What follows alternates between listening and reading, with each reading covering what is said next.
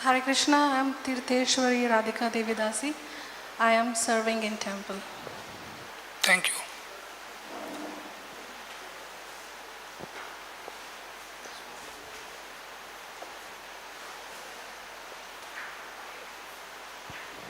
Hare Krishna, my name is Udobandhu Das. I am serving in the temple. Hare Krishna, my name is Revati Vallabh Das. I am connected to Radha Gopinath Mandir, Mumbai. And my services have been teaching Bhakti Shastri and Bhakti Vaibhav courses and also some BTG magazine services. And last many years I have this desire to stay and serve in some Varnashram project, Varnashram farm project. Hare Krishna. Thank you. Hare Krishna Prabhu, Dandavat Pranam. I am Rang Rasik Das. I am from Bombay. I am staying in Vrindavan from last 3 years. I don't know anything about cow because we are not accustomed to this in Bombay. So I want to learn something and get myself nearer to Krishna. Hare Krishna. Thank you. Thank you. Hare Krishna Prabhuji, Dandavat Pranam. I am Sandeshpati, an engineer by profession and from Odisha. So I wish to develop a farming and a cow protection project. Thank you. Very good.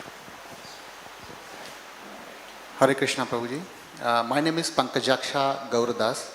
I am disciple of His Holiness Jayapataka Swami Maharaj. And by profession I am chartered accountant working in Muscat, Oman. I belongs to the home country here in India from Lucknow. And my great grandfather was doing a farming activities and all. But in the meantime chain was broken. So because of these things I want to start those things and all again. So I have some inherited land, agriculture land and some other facilities. So I want to utilize those facilities by learning some tips from you. Thank you. हरे कृष्णा प्रभु जी, दंडवत प्रणाम।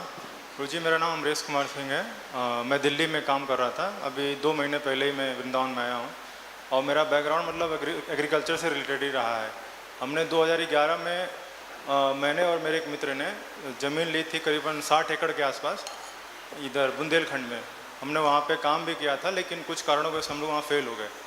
तो मुझे जानना है कि मतलब काऊ और land को लेके कैसे एक इकोसिस्टम डेवलप किया जाए जिसमें हम अच्छे से अच्छे तरीके से काम कर सकें और एक सिंपल लाइफ लीड कर सकें। हरे Krishna. So I would translate him. He said they acquired some 60-acre land and tried to do a project of farming, but they could not succeed. So he is looking for how to work with cows and the land so that they can make the project successful and have a simple living. Thank you. Hare Krishna. My name is Jagyamurti Das. I'm doing seva in the Srila Prabhupada Samaj, and I'm interested in simple life and higher thinking. Thank you.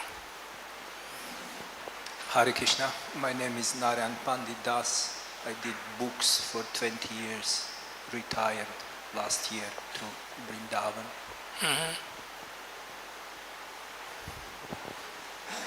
Hare Krishna Prabhu, my name is Raj Vidya Das.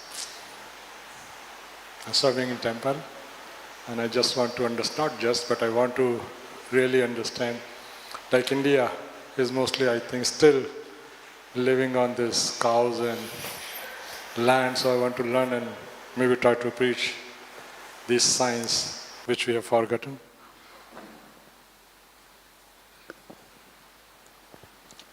Hare Krishna. My name is Krishna Arjun Das. I am a chartered accountant by profession. I was in Australia for 6 years and recently moved to Sri Dham Vrindavan. I have a strong desire to connect with such a good project, and we'll see how we move forward from here. Thank you very much. Hare Krishna. Hare Krishna. I am Hem Makkad from Sonipat, Haryana, ex-banker. I was from Punjab National Bank. Very keen to learn new things, even as on date. So I am here. Thank you. Thank Hare you. Krishna. I am Sadhu Prabhu. I am retired principal and I have a vast land, 500 acres land at my village, and I am the head of the village, and I am living in Vrindavan nowadays. Oh, very good. Welcome to Vrindavan Dham.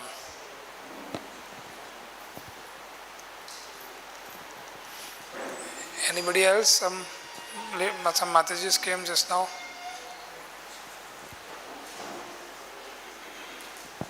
Hare Krishna Prabhu. My name is Rati Manjari Dasi and very much inspired by your yesterday Bhagavatam class, so wanted to attend this session. Thank you. Thank you. Anybody else left out to introduce? Hare Krishna Prabhuji, my name is Ritika Ravikant Mishra and I live in Vrindavan and currently I am studying in grade 12. Thank you. Okay, so we have a good assembly of Vaishnavas here from different fields, all interested in learning about simple living. I am sure high thinking you are already doing, that is why you are here in Vrindavan Dham. So, when Yudhishthira Maharaj was ruling this planet, the barometer to measure the success of the economy used to be happiness of cows. This is how the Vedic system was designed, that if the cows are happy, then all the species are happy. So this is how the kings were educated, rather trained to look after. So when we read in Bhagavatam, when cows were getting attacked, Parikshit Maharaj immediately kill the asuras or the Shudra who was trying to disturb the cows. So they were very alert. So this was the duty of a Kshatriya, to take care of Mother Earth and Mother Cows. They don't have to protect much.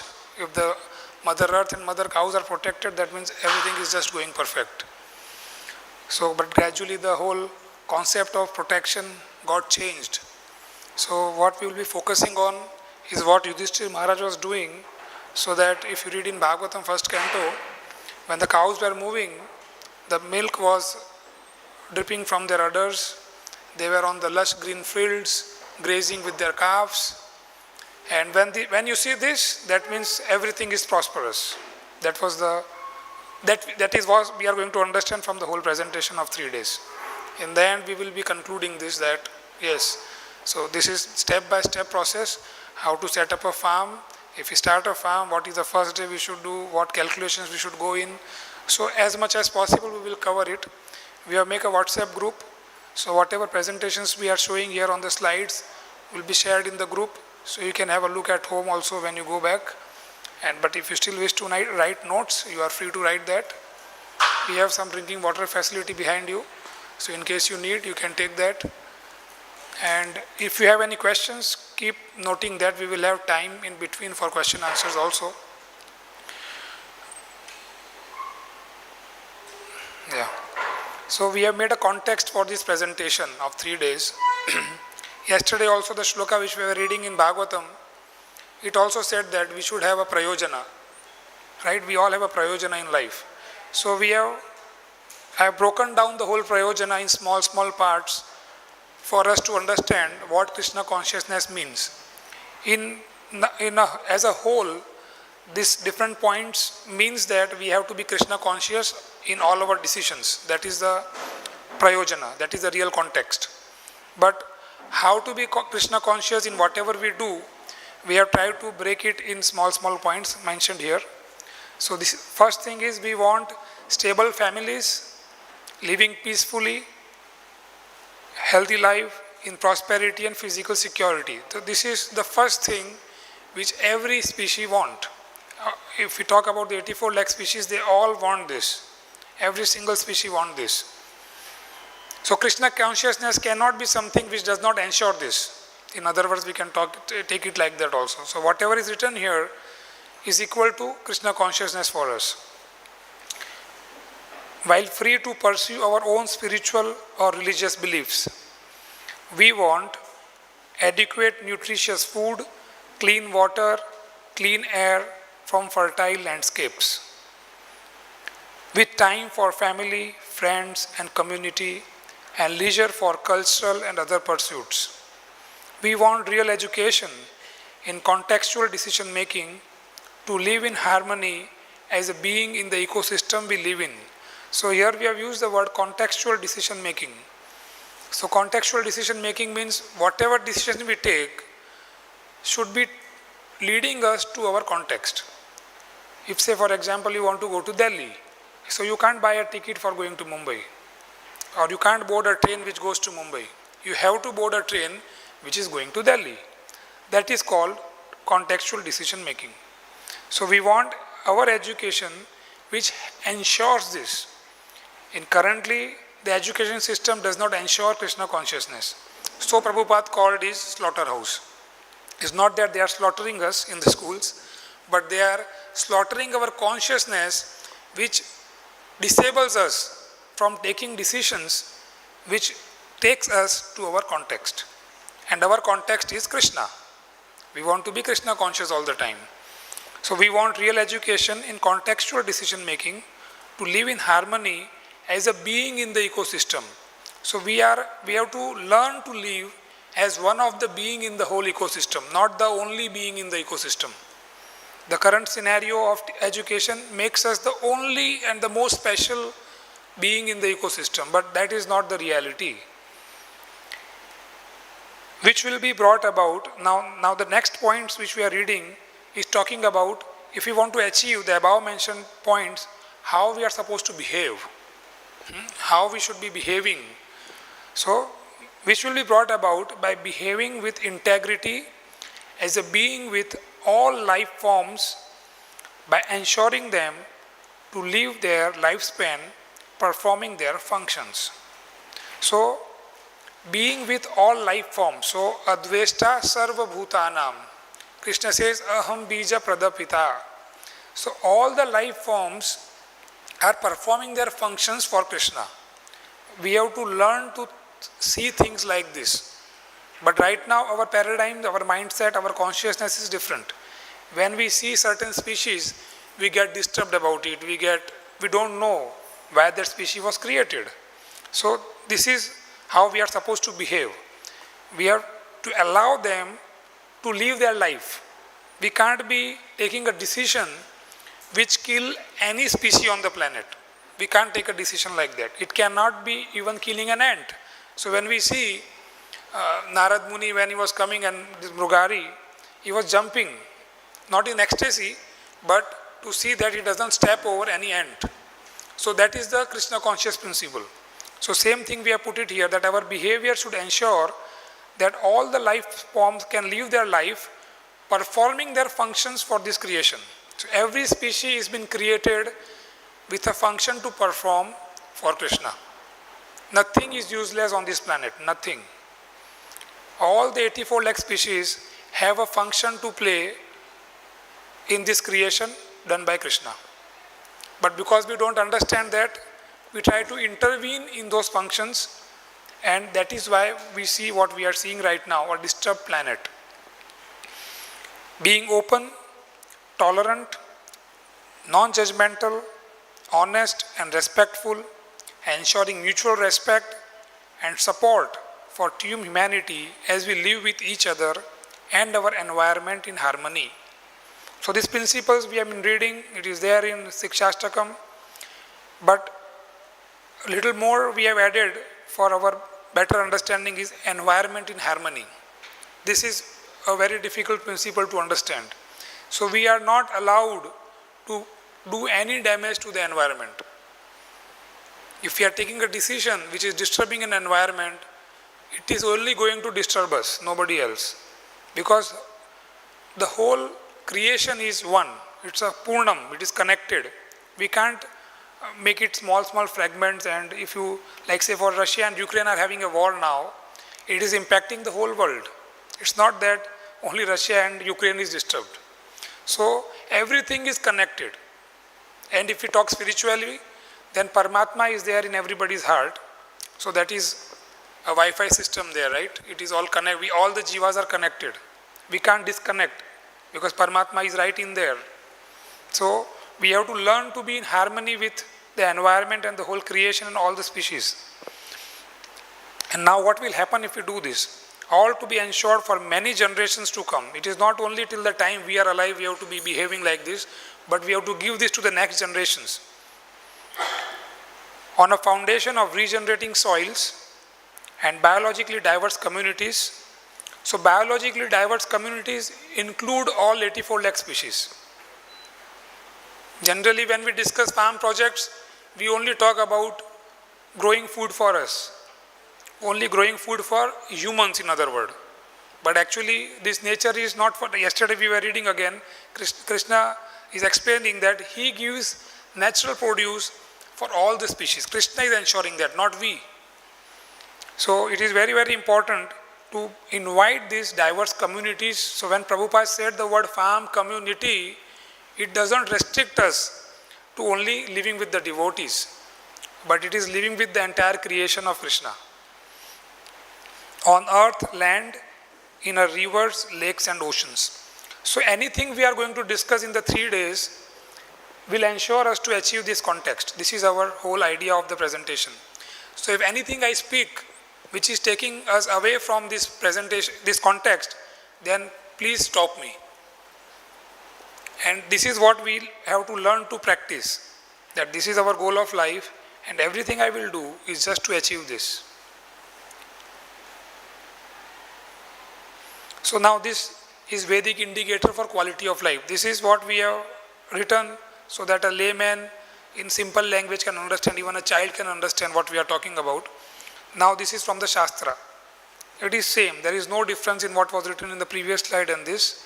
This is a shloka given here and it explains that may there be well-being to the people, may the kings rule the earth along the right path, may the cattle and the wise men meaning Brahmanas, have well-being forever, may all the beings in all the world become happy, peace, peace and peace be everywhere. So this is again the same thing we are writing here.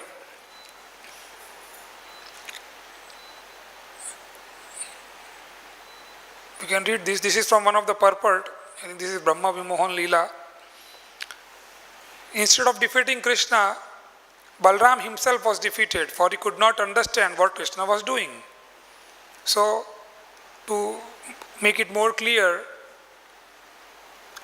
if Balram is been enacting that he don't understand Krishna, then how will we understand what Krishna is doing? So we just have to accept and admit what is going on in the nature. Since Brahma, the chief person within this universe, was so bewildered, what is to be said of so-called scientists and philosophers? Sarva dharman parityajya mamekam sharanam vraja. We should give up all our tiny efforts to defy the arrangement of Krishna. So all the efforts which we are making today is just to prove that Krishna's arrangements are not enough. Instead, whatever arrangement he proposes, we should accept. This is always better, for this will make us happy. The more we try to defeat the arrangement of Krishna, the more we become implicated in Krishna's Maya. Devi yesha gunamayi mama maya durattaya.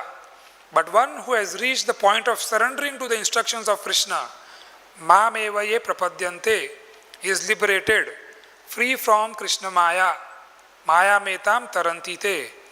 The power of Krishna is just like a government that cannot be overcome. First of all, there are laws, and then there is police power, and beyond that is a military power.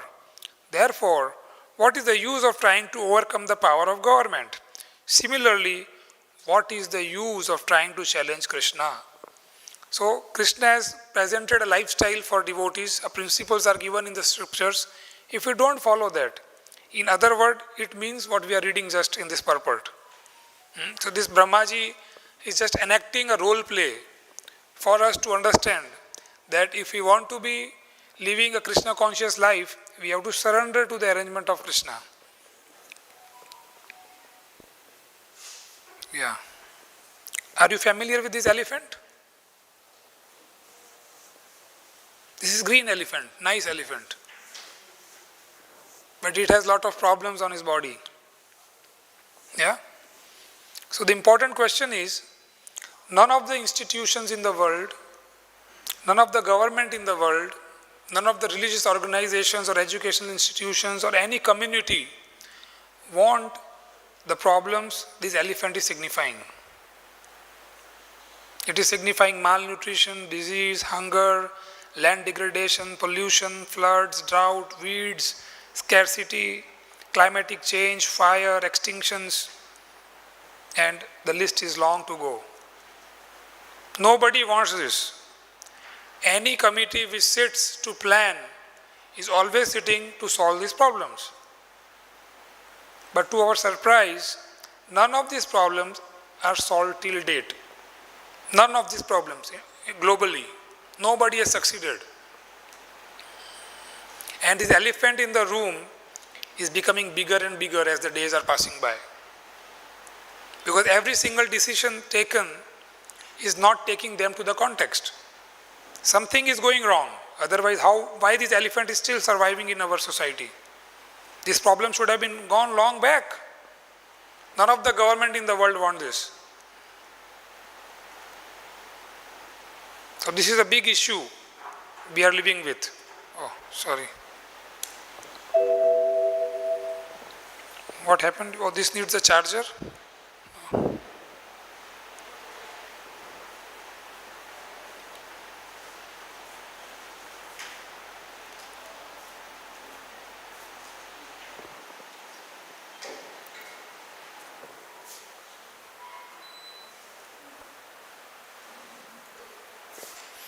Side maybe.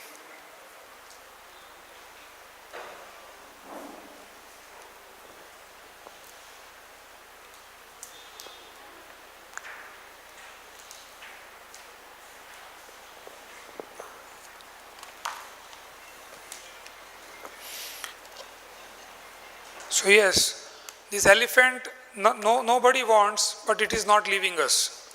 Even in the smallest level, we think, even in our houses, we don't want diseases, but diseases are coming. So it is not that Krishna has designed the system like that. What we have to understand is we are defying the arrangement of Krishna, what we just read from the purport of Srila Prabhupada in the Brahma Vimohan Leela. So we are defying what Krishna has given.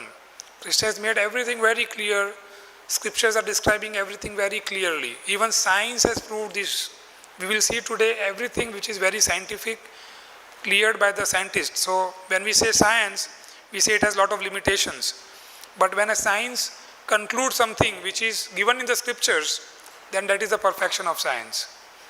So whatever we are going to learn in the whole 3 days, it will be all very scientifically proven by some scientist or ecologist, or some institutions have done a research and they have concluded that this is how we should do. So the kind of farming or cow protection we are going to learn is being practiced around 3 to 4% of the farmers are practicing this in the world.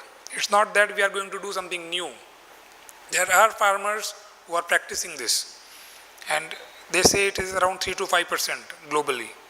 So it is not very difficult thing to understand or do or execute, and many people are already doing it.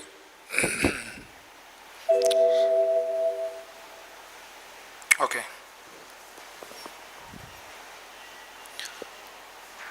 The actual cause of problem or disease. So we are operating with a consciousness or a mindset whenever we see any problem or disease. So the problems we face are just unintended consequence arising out of a decision we have taken to manage the ecosystem we live in without understanding its complexity. So the cause of a disease or a problem is actually the decision taken by us. A real cure from the disease or a problem shall happen only if the cause is addressed.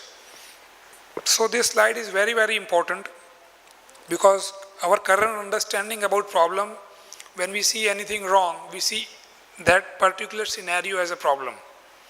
But actually, that is just a symptom, as it is described here. It is an unintended consequence of a decision taken. Otherwise, it would not occur. If, say, for example, this person is sitting on the tree, right, on the branch of a tree. Now, if he is cutting that branch, and if he falls down, and if somebody is standing down, he will see, how does he fall down? This tree is weak. But the weakness of the tree is not the problem. What was the problem? The decision of that person to cut the branch was the real problem. So the decision is the cause of all problems we are seeing today. So if the problems which we are seeing here are only occurring because of some wrong decisions taken in the past, And if we rectify that decision, then and only then this problem will be solved. But what we do is, like let us take a small example. Somebody is hammering on my head. He comes with a hammer and is hitting on my head. After some time, I develop a headache. So I go to a doctor and I tell him, sir, I have a headache. And doctor, as usual, he will prescribe some medicine, some pills he will give me. I will take those medicines and my headache will go away. And then again the person is very sincere. He again started hitting my head with the hammer. And again the headache is coming. So if this process continues, then the headache will continue for my life. So the problem here is not the headache. The problem is the person hitting my head with a hammer. So the decision of that person to hit my head is a problem, not the headache is a problem. Headache is an unintended consequence of a wrong decision taken. Everything is like that. Say for example, you have food poisoning. So food poisoning is not a problem. It's an unintended consequence of you eating some stale food. So the decision to eat that stale food is a problem, not the rather food you are vomiting out is good. It's a cure. You have to flush it out. But we are trained to stop that vomiting, to stop the diarrhea. That is our education system. So we are addressing symptoms. We are not addressing the root cause of the problem. This is how we are trained. So we are conditioned to act like that. We are all conditioned to act like that. We always try to address the symptom, not the root cause of the problem. So we have to change our consciousness so that whenever we see anything, it should be viewed that what is the root cause of this scenario, why this has appeared.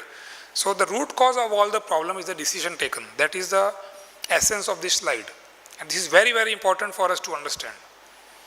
Every single problem we see, the root cause is a decision taken by us or somebody else, or some institution or some government. Say for example, Green Revolution. They started Green Revolution to solve the food problem. This is what we have learned in our education books. We don't know the reality. This is what we have heard. It is called hearsay. So they say that there was a lot of famines, people were not getting enough to eat. So they started Green Revolution to increase the food production. But now after 70 years, what are they concluding? There is scarcity of water, the rivers have dried up, the food has lost all the nutrition value from the food, diseases have increased, lands are getting degraded. So what are these? These are problems? What are these? What I just described, these are problems or what are they? How would you put it now? They are symptoms. They are unintended consequences of the wrong decision taken. And what was the decision? To invite Green Revolution, where we started using fertilizers, tractors, irrigation system. This is what we did. So a wrong decision taken has resulted in so many consequences. Now we are trying to do some patch-up management, but it won't work. We have to go back and correct that decision. Unless and until we do that, nothing is going to change. Another 50 years will go by, another 1,000 years will go by. So if you want to address an unintended consequence, you have to change your decision taken. Paradigms influence on decision making, Nischay Buddhi. We take a lot of decisions on a day-to-day basis and it has to be in line with our context. So as we already discussed, every moment we take a decision and every decision should lead us to our context. If it is not leading to our context, then we are wasting our time. So our context means now what we have defined already. Our decisions are based on or influenced by the paradigms, the way we think we own. So we already have a set consciousness or a mindset or paradigms with us, which we have acquired from our society, our friends, our family, people around us or the environment around us. We have learned certain things and we act like that. Unintended consequences shall arise if the decisions are not in line with our context. So if we are not taking decisions which are taking us to our context, then 100% you will see unintended consequences. Nobody can stop it. It has to come. Then only you will come to know that you have done some mistake. If unintended consequences have not come, then you will continue doing the thing. So this is how it is designed. If you do any mistake which is taking you away from Krishna, you will have unintended consequences. So it is very nicely designed by Krishna, so that these are signals signifying us that we have done some mistake. But unfortunately, because of a conditioning we have, we are unable to understand the symptoms given by the system. And we continue doing that. So now this green revolution, now they have understood. Like Sikkim is one of the state which has stopped this fertilizers since last 16, 17 years. And now people are talking about it the whole world. The only organic state in the country. To solve these unintended consequences, we need to shift from the paradigm that influenced our previous decision. So we have to change our mindsets, our consciousness. Then and only then we can solve the symptoms. What is a paradigm? A paradigm is the way you see something, your point of view, frame of reference or belief. The paradigm you have influences your decisions. So this is an example now how paradigms are created in this world. A group of scientists placed 5 monkeys in a cage and in the middle a ladder with bananas on the top. This is how scientists do. They keep doing something. They have to be busy. Every time a monkey went up the ladder, the scientists soaked the rest of the monkey with cold water. So you can see it, it's clear from the picture. After a while, every time a monkey went up the ladder, the other beat up the one on the ladder. So now, because they feel that if somebody will go up, we have to take a cold water shower. So to avoid that, they started beating the monkey who tries to eat banana going up the ladder. So now he's trying to go and they are beating him up. After some time, no monkey dare to go up, regardless of the temptation, because they know it clear now, if they will go, cold water will come up. Scientists had made a perfect arrangement. So scientists then decided to substitute one of the monkey. The first thing this new monkey did was to go up the ladder. Immediately the other monkeys beat him up. After several beatings, because he don't know why they are beating him. He has no experience what is happening here. He is new to this society. So after several beatings, the new member learned not to climb the ladder even though never knew why. A second monkey was substituted and the same occurred. The first monkey participated on the beating now. First, when he came in, he didn't know why they are beating, but now he is participating in beating. So the first monkey participated on the beating for the second monkey. Third monkey was changed and the same was repeated beating. The fourth was substituted and the beating was repeated, and finally the fifth monkey was replaced and the beating was continuing. So now we have a whole new set of monkeys in the room. What was left was a group of 5 monkeys that even though never received a cold shower, now they have never received a cold shower. This is the most important point of this example. Continue to beat up any monkey who attempted to climb the ladder. So now this has become a new norm in the monkey society. That if anybody is climbing the ladder, you should beat him. They don't know why. If it was possible to ask the monkeys why they would beat up all those who attempted to go up the ladder, the answer would be, I don't know. That's how things are done around here. So we are doing many things like this. So sometimes good paradigms are also created like this. Like when we live in the community of devotees, we learn many things good. So we are not against this principle. But what we are trying to understand from this is how our mindsets are created in this world. From the day we took birth on this planet. So never let your education limit you from learning new things. So right now, because we have a deep inscribed mindset or consciousness from the education system, it is very difficult to understand Shastra. We say that Shastras are not practical. It is very easy to speak this statement.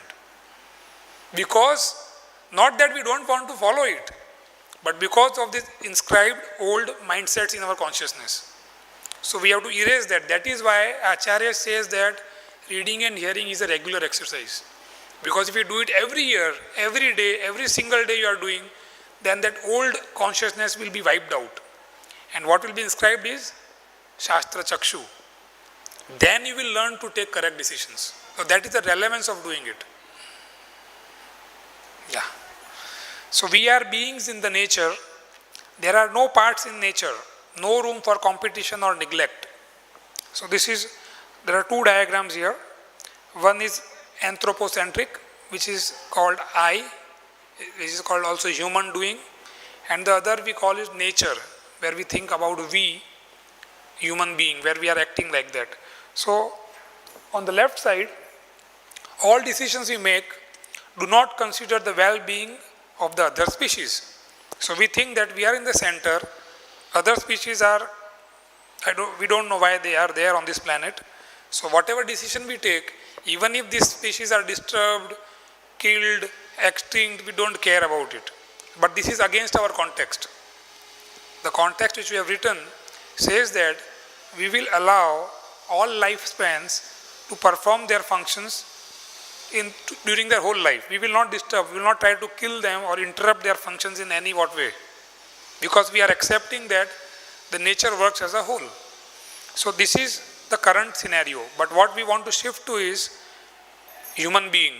So if you read Bhagavatam, everywhere it is written human being, human being. Be like a human.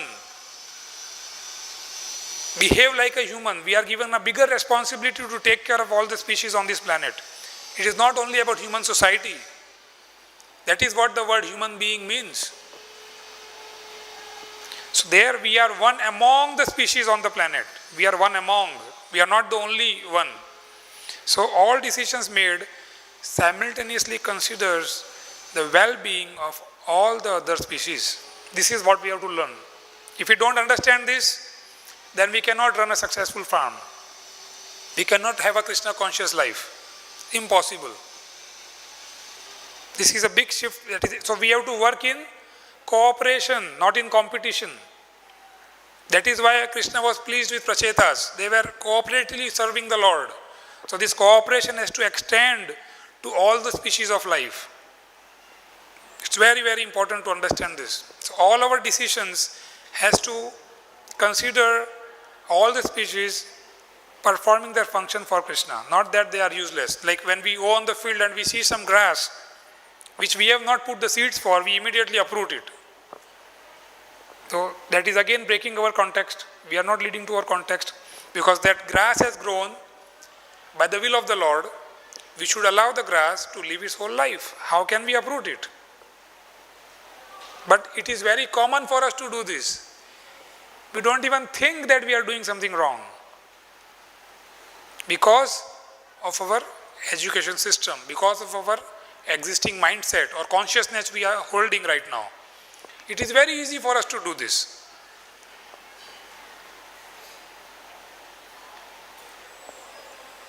Okay. This is from Bhagavatam. This is translation of this shloka. This will come. We have just read yesterday 7th number. Today I think we had 8th number. Tomorrow this shloka will be there in Hindi class. One should treat animals such as deer, camels, ass, monkeys, mice, snakes, birds, flies exactly like one's own son. How little difference there actually is between children and these innocent animals. So this is Srimad Bhagavatam. And the purport is even wonderful, explained by Srila Prabhupada. But this is just, I have used this shloka to connect you to this principle. So this is as per Bhagavatam only. We are not showing something which is out of the principles of Bhagavatam. This is from that Yudhishthira Maharaj time. We are all creatures of material nature. In the Bhagavad-Gita, it is said that the Lord himself is the seed-giving father and material nature is the mother of all living beings in all shapes. Thus, Mother Material Nature has enough foodstuff both for animals and for man by the grace of the Father Almighty Sri Krishna. The human being is the elder brother of all other living beings. So clear.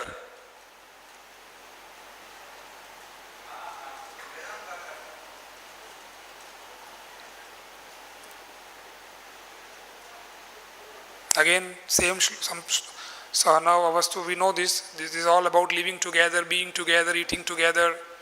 This is the way to be Krishna conscious. This is from some Upanishad. Taitriya Samhita of Yajurveda. Vasudeva Kutumbakam. So, Vasudeva Kutumbakam does not mean only human society. So, Krishna is the father of all species. So, it means all the species are included in the family, not only humans. So, what is needed is a paradigm shift from human doing to human being. We cannot solve our problems with the same thinking we used when we created them. So, that is why we have to change we have to shift our paradigms, our consciousness, so that we can take decisions which lead us to our context. Is this understandable so far? Yes? Because the room is quite dark, I am worrying that. Yes? You have a question? What is the time? Maybe you can note it down, we will take after some time, once I finish this section. The Vedic Paradigm. Now what is Vedic Paradigm? Right now we are living as per a paradigm which we have learned from this world, but Shastra is giving a paradigm. Om Purnamadaha Purnamidam Purnat Purnamudachyate Purnasya Purnamadaya Purnameva Vasishyate. This is from Sri Upanishad. The personality of Godhead is perfect and complete, and because He is completely perfect, all emanations from Him, such as this phenomenal world, are perfectly equipped as complete wholes. Whatever is produced of the complete whole is also complete in itself. Because He is the complete whole, even though so many complete units emanate from Him, He remains the complete balance. So we have to clearly understand this. Everything is interconnected in the creation. Nothing is independent or working in isolation. Every single thing is connected. Everything is complete in itself. But when it acts with the bigger picture, it becomes even more bigger. So, this shloka is the base of our context. What we have designed as our context. So, each species is something that is simultaneously a whole in and of itself, as well as a being of a larger whole. So, we have been reading this verse, we know all this, maybe we are all memorized this verse already, but it has a lot deep meaning for us to understand, to run or to live a successful Krishna conscious life. Very, very important. These are the characteristics or highlights of this shloka. What it says is, it is syntropic. The more you grow, the more resources or fertility it generates. So this is totally opposite of what we know. What we know is, everything is atropic. When we use something, it will diminish. This is what is given to us by the society, that when you will use anything, it will diminish. But what this Purnam means, even if you use 1 plus 1 is 1, 1 minus 1 is 1. It is not diminishing. This is what the Shastra is giving to us. But for now, it is very difficult to understand for us. Very, very difficult. Because we know 1 minus 1 is 0. That means it is apurna. But Krishna is saying Purnam. My creation is Purnam. The creation which was given to us is Purnam. There is scarcity of nothing. So Prabhupada writes, I think in Bhagavad-Gita Introduction, that our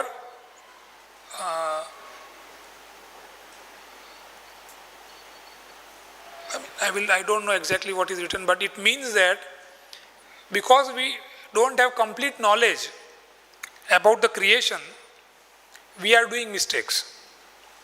Once we understand, once we have the whole knowledge, we will understand that Krishna has made all the arrangement for us to live a Krishna conscious life. But because we have not understood the creation, we have not understood the system given by Krishna, we keep challenging that, we keep defying it, and so we are facing problem. Increasing population doesn't deplete the resources in the ecosystem. Now what we are being taught is, population is a problem. This is what the whole 2030 agenda in the world is going on, to reduce the population, right? But even Srila Prabhupada gives in many of his lectures in first canto that this planet can feed even if the population go tenfold from here. Have you heard this? Even if the population go 10 times, there will be no scarcity of food. But what we are educated is, no, there is a lot of scarcity in the world. That means the creation is imperfect. So we are defying Krishna's arrangement system. This is how we are educated. But what we are seeing is just a symptom of a wrong decision taken. If we rectify our decision making, then the symptom will disappear on its own. The resources are available at the site, no need for any inventions. So we are inventing things, tractors, irrigation system, drip irrigation, sprinkler, then fertilizers, then weedicides, pesticides, then changing the natural produce to factory products, as if we will become more healthy by eating those things. So these are the mindsets given to us. So the resources are available at site, no need of any inventions. No difference between farm and farmer as we are being in the farm. So we are also one of the being on the farmland. So there is no difference. It is just all one connected. All the dots should be connected, serving Krishna. While technology is sometimes important, biodiversity is much more powerful for creating a future we want. So the nature's technology to run this planet is biodiversity. We have to invite biodiversity on our landscapes. Right now we are struggling hard to remove this diversity. Nature is self-organizing and relentless. This we will understand in detail in coming slides. So nature never stops functioning. It will go on. So like this, we started Green Revolution, but nobody could understood. Only after 70 years now we have realized that we did a mistake. So it will keep organizing itself and it will keep functioning. It won't stop. Nature won't stop functioning. There are no parts in nature. Thinking in whole is critical to making better decisions. So we have to think as a whole everything, not in parts. This we took yesterday. The natural products created by the Supreme Personality of Godhead should be utilized to maintain the body and soul of all living beings.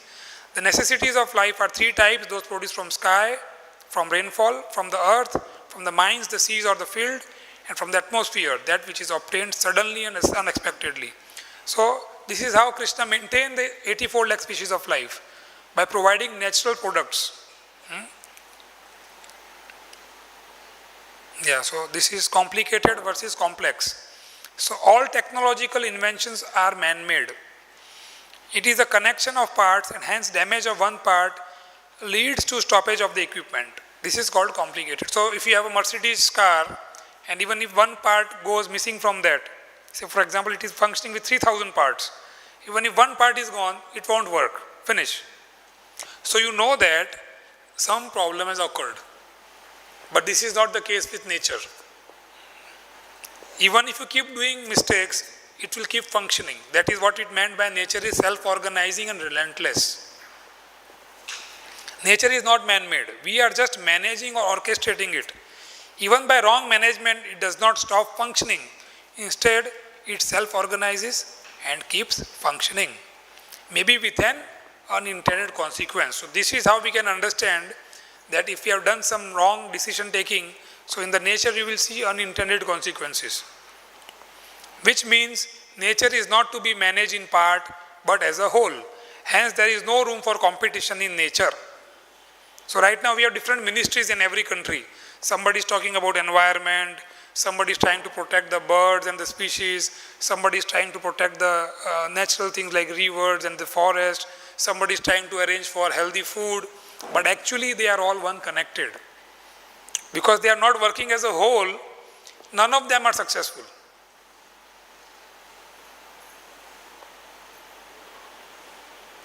Because then they are expanding industries, they are allowing the villages to be converted into cities. The same government is taking this decision. It's not somebody else who is taking this decision. So the root cause of the problem is the decision taken. What we are seeing is unintended consequence. This is a very strong principle we have to understand. Otherwise, we will keep blaming Krishna for everything. It is too much raining, it is too less rainfall, it is too hot now. Everything is just complaining Krishna. We are defying the system. This is how we are trained. This is how we are programmed already. So holistic management we call it contextual decision making also now. So we have to consider 4 aspects in every decision: spiritual, economical, social and environmental. If you are missing any one when you take a decision, then there will be unintended consequences. If you miss any one of this.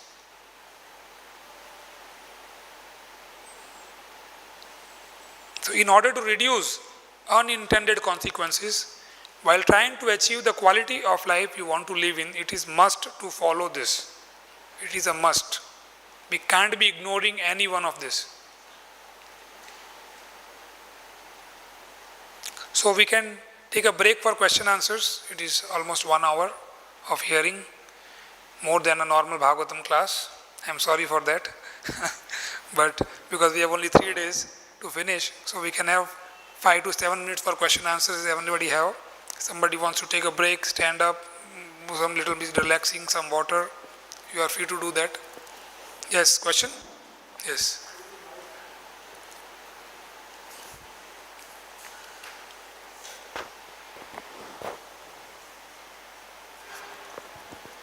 Hare Krishna. Thank you very much, Prabhu. It has been very helpful till now. Just a very small clarification. You have been stressing this point a lot, that we human beings are not everything. Everything else we have to consider, all the species and everything. The small doubt in my mind, some small clarification, because we often hear that verse, Sadhu rapi modet vrishik sarpahatya, and the elephant which you had shown, even over there 2 problems which were shown were weeds and pests. So all these are living entities, but we want to be, we want to keep them away. Like weeds, like you showed, you told the example of grass also. We pluck out the grass, but the weeds have to be done. Weeding has to be done at times. So I'm just not able to reconcile the things. Like even a sadhu is happy when a snake is killed or a scorpion is killed. So how do we reconcile these things? Good question. So we follow Guru Shastra and Sadhu, right? We are supposed to be taking decisions on the basis of Guru Shastra and Sadhu. So certain times a situation makes to take you a decision. But the principle is Guru Shastra and Sadhu. Like Bhaktisiddhanta Thakur told that for preaching you can eat grain on Ekadashi. That does not mean we start eating grain on Ekadashi. But there is a reason for saying this. We have to understand the inference from that statement. And weeds. So again, weeds, we have been educated that they should be removed, right? But are weeds a problem or unintended consequence? That is the question to be asked now, because now we have understood this theory. So weeds are unintended consequences. They are not the problem. So we have to work on the root cause. Why it has come up? If Kam, Krodh, Lobh, Moh, Mad, Matsar, they are looked as a weeds, right? Bhakti Lata Bij, they are compared to weeds. But why they will come? When you won't follow the principles of devotional service. They are not everywhere. So you can't just remove, can you remove Kam from your heart by practicing devotional service? No. So there you know that the principle is to work on the root cause. If you don't do that, we will still continue be trapped by those 6 problems, anarthas. So the weeds is never a problem. It is an unintended consequence of a wrong decision taken. That is why it is coming up. So we have to learn now how to remove that weed by correcting our decision. Pest. Pest is a word coined by materialistic society. The Shastric word for pest is insect. It is a living being. It has a function to perform. We feel that if it is coming in the field, it is going to eat my food. But same Bhagavatam says that they also have a right to eat. If you not allow them to eat, where will they eat? If you remove all the animals from your land, where will they go to eat? Tell me that. So it's a consciousness project. That is why Prabhupada stressed so much on Krishna consciousness. Pandita Samadarshinaha. So till the time we understand this principle, and we want to understand, it's not that we don't want to understand, but because our old consciousness is so deep-rooted that it is difficult to connect or reconcile this principle with our lifestyles. We feel that it to karna hi padega. If I will not remove the monkey from my field, he will eat all the bananas. What will I eat? This is how we think, right? So this is a normal thinking on this planet. What is the problem? But then the next question is, what will that monkey eat? What is the provision we have made for him?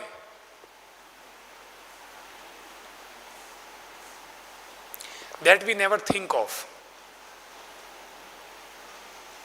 But that we will start thinking when our consciousness will be uplifting, gradually practicing Krishna consciousness, chanting sincerely, being in the association of devotees, then our consciousness will be uplifted slowly, slowly. But these are principles. See, monkey is mentioned in this sloka also. This is from Bhagavatam. Even snake is mentioned here.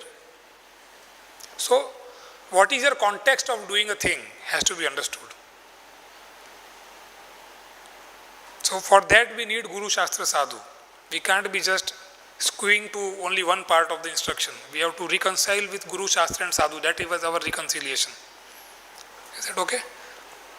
Yes, Mataji. Mike?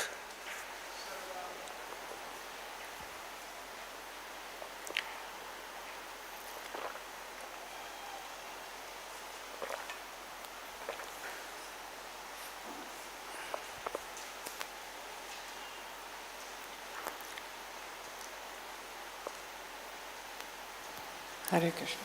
Yeah, Prabhu, thank you very much for a wonderful start to your seminars. I was wondering if you are teaching on the three modes of material nature with regards to decision making, because my understanding is if decisions are taken predominantly in sattva gun, then whether the consequences are intentional or unintentional, they will be beneficial. Right? Yes, because in sattva gun you have sustainability. You know, there are so many descriptors of the three modes of material nature, not only in Bhagavad-Gita but also in Srimad Bhagavatam. So, you know, and another context that this is relevant to is that you were speaking about that, you know, we don't have proper knowledge, Vedic knowledge, but you know the general mass of people are not generally so attracted to taking instruction from the Shastras, and the reason they are not interested in taking that instruction is because they are predominating in Rajagun and Tamagun. Yeah, so I was just wondering if you are looking at the model of the three modes of material nature in this teaching on, you know, the mindset and the approach. Yeah. Yes. Yeah.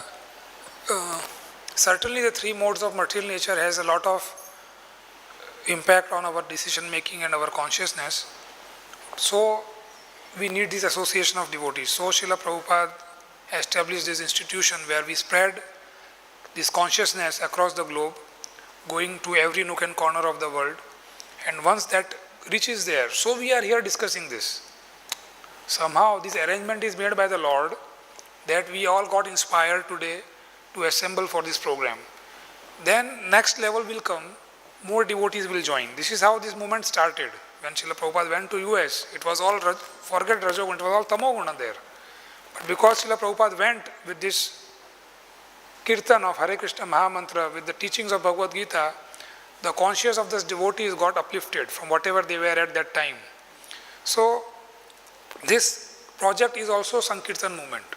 Srila Prabhupada said that book distribution and farm projects are our two tools of spreading Krishna consciousness. So, we have utilized one so far, but this other is equally strong and important. And he also said that farm communities is large scale preaching. What we are doing now is small scale. Because we are just focusing on the city side of the world. We have not focused on the villages still. So if we have to go to villages, make them Krishna conscious, then we have to understand these principles of farm and cow protection. Otherwise they cannot relate to our teaching even. When we will preach, they will not understand what we are preaching. It is very, very important to make them understand after we understand these principles of farming and cow protection. And then they will be joining in big numbers. That is also predicted by Srila Prabhupada. So the consciousness is already there with these people. They are just waiting for a correct direction to change them, the way Srila Prabhupada did. Now once we also start this, it will start working. But as of now, as you said, certainly it's all around is Rajogun, Tamogun. So it is difficult to understand this. But Krishna has his plan, and it is moving as per his plan. So it will manifest when it has to manifest. We just have to be sincerely praying for it. That's the only thing we can do. And we can do our little part of the service, whatever we got inspiration from the Guru Shastra and Sadhu. This is what we can understand it like that. Thank you. Yes, Hari Bhakti Mataji and then Tirtheshwari Radhika Mataji. You can take first, Hari Bhakti Mataji. Hare Krishna. My question is just connected to what you just have said, that you said that globally 5% of farms already have been doing this type of farming. So my question is that these farms are only Krishna farms or other like non-Krishna farms as well? They are doing this type of... Yeah, this is mostly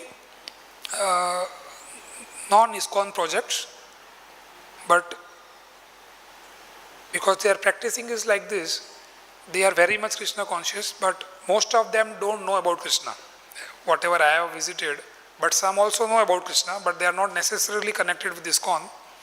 So like in Jaipur we have one, they are practicing these principles, but they are devotees of Krishna, but they are not part of our movement in a way. So in US also we have many farms, in Europe also we have many farms, people are doing this. In India many small farmers are doing it, but we only visit places which are big. This is our mindset. We will never visit a small farmer, right? So anybody is, because these are like, farm projects are like a lifestyle. It's a lifestyle of a person. It's not something commercial. So there are many people doing it, but it's a mix of not necessarily connected to directly Krishna consciousness, but they are practicing because they have been connected to Mother Earth and Mother Cow. Yeah, so some knowledge is there already. My question is that where is this information? What is the source? Because that is a preaching field. So if these are not only Krishna conscious farms, then this is a preaching field. But what is the source of this information, 3 and 5% globally?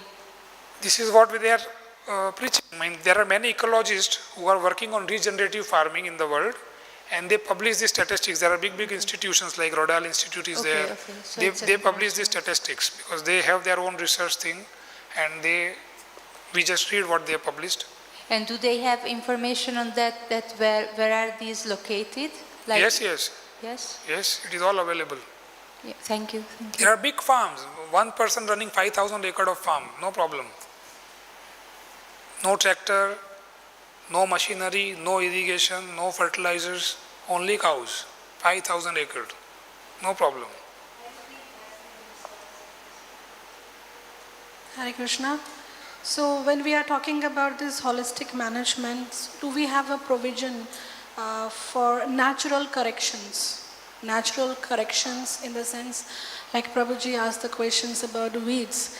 Weeds can be taken care of, but what about the snakes and scorpions? That's the main challenge of those who are having Varnashram Dharma or farm community. So can we add on some natural provisions, taking an example? We are, in South India, there are some of the farms, they are running Karmandurai farms there. And also we are having our Salem temple that is also running on the same concept. So long back what I heard, like they were having a challenge of the snake there in Karmandurai farms. So they come up with a mutual decision of taking help of owls, not to kill them. So what you suggest on that? Natural provision is good, or we go with Srimad Bhagavad-Gita, wherever you see snake or scorpion, kill them. So there is little contradiction on understanding how to act. Okay. So Shastra nowhere says that wherever we see scorpion and snake, we should kill them. We just read that they should be viewed as an innocent child. So because we don't have an experience of living on the farm, most of us are from city. And most of the projects we have started on the farmland are started by devotees who are from city. So we don't know how to live with this other species. But if you go to any village, today also if you go to any village, the villagers are there living with this species since the time they are born. They are never disturbing us, but we should know how to be working with them. It's very simple. They will never come into your house. That is number one. I have myself lived on a farm for 6 months. There were snakes on the farm. They never come in our living area. That is very clear to them. Because they have their food on the field. What will they come in your house to do? Their biting us is not food for them. They are doing it as a defense. First we have to understand that. So every species is just working for its food. So we are not their food. Rather it's a struggle for them to bite us. That is first thing we have to understand. Second thing, there is a time for every species to move on the land. So after the sun sets, humans are not supposed to go on the field. But because we don't know, हम सोचते हैं अभी रात को तो घूमने की आदत है, चलो सैर करेंगे बाहर जाके अच्छा है. It's all very cold, breezy. Let me move on the land. It is not allowed. Now this is the time for the other species to perform their function for the Lord. We got the day to work. Now we should be satisfied. Now we should come in, chant our rounds, read Bhagavad-Gita and Bhagavatam and sleep peacefully early. We should sleep early. This is how we live on the land. We can't be staying up for 10 o'clock. Farm, you sleep at 7. So the whole principle of life is different on the land. The snakes will never come into your house. Never, never, never. Even in the rainy season they say, oh, in the rain, in their hole the water will go. Still it will not come in your house. Because in your house there is no hole to live. What will you look in your house? And you will start beating the snake immediately. So basically out of defense they are doing whatever they are doing. They will never offense you from their side coming, okay, let me go and bite this person. They will never do it. But because we are trained like this, from our birth, we have been given a mindset that snake is a problem. So it is difficult to erase that from our mind. Like some days back we were reading about a lizard. Prabhupada was quoting in the morning quotation that a grahastha should even feed the lizard. But everybody feared this lizard in the house. But because we have been conditioned like that, when you were a small child, maybe somebody told, lizard is coming, and they will be making you scared like this. And so you are still the same person like now. What can the poor lizard do to you? He is trying to protect herself from us. But because of our mindsets, because of our paradigms, we are having this fear in our mind. Actually, they are all working cooperatively in the system.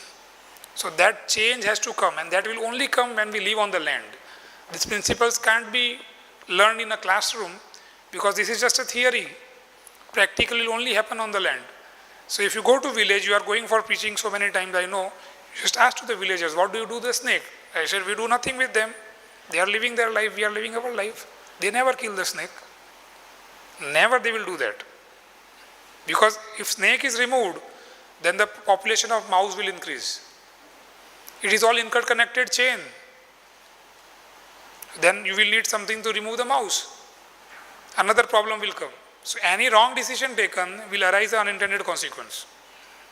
It is simple. Nothing can stop that. Yeah, that is why I asked you first, like provision for natural preventions, like adding on more owls surrounding the community, the farm will do the work. We're not going to kill them. Let's be in the harmony. But can we add on more of the owls to handle, because that's a part of ecosystem, the cycle. Why not? Yeah. So that is the natural provision. Certainly, why not? Okay.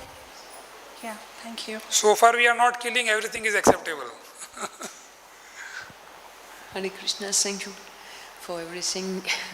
My fear is about, no, it's not a fear.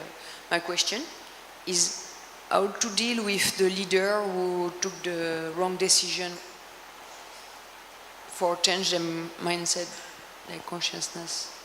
Hari Bhakti Mataji, can you repeat the question? How to deal with the leader? With the leader who take the decision to make the decision Decision, yeah, how to make deal with how the to leader. deal with the leader who made the wrong decision, how to change his mindset. Oh. Unfair from them. I think We should give I think this is out of the course. Maybe like a plane. We will discuss this personally maybe. This is too heavy question for me to answer. Last question for this break, then we will start forward, move forward.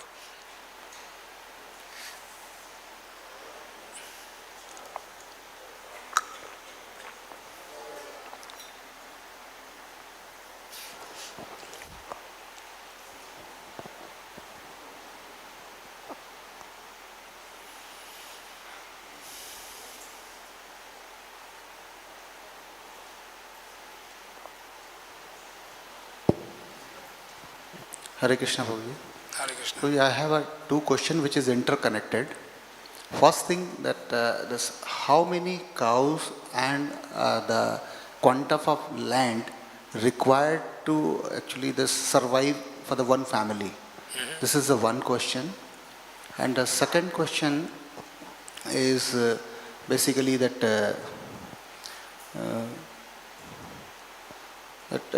do you have any tested model in the ISKCON community that which they have successfully deployed these things and all? Okay. So questions are good, but they will be covered in the forward presentation. So I would like to answer it then. So the land cow ratio is already there in our presentation. So it will come and it will come, we will answer it at that time. Is that okay? It will be already answered in the presentation. Then it will, I want questions from what we have discussed today. So if you go forward, then it will be taking more time for us to finish. So we are moving ahead now.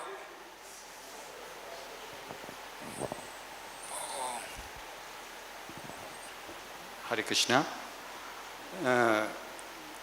Farmers have land. If they don't protect the cows or don't plant the trees, government should pass enacted a legislative that those who have land, if they don't keep the cows, their land will be snatched. If they pass this ordinance, then everybody will have to keep them. Very good.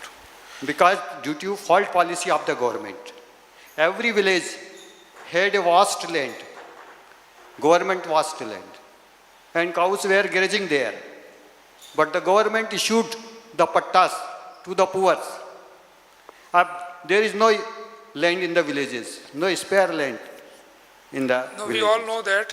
It's a good point, but what can we do? We are not government. Government is somebody Then else. lakes and dams have been built everywhere. So the land has been converted into a agriculture land.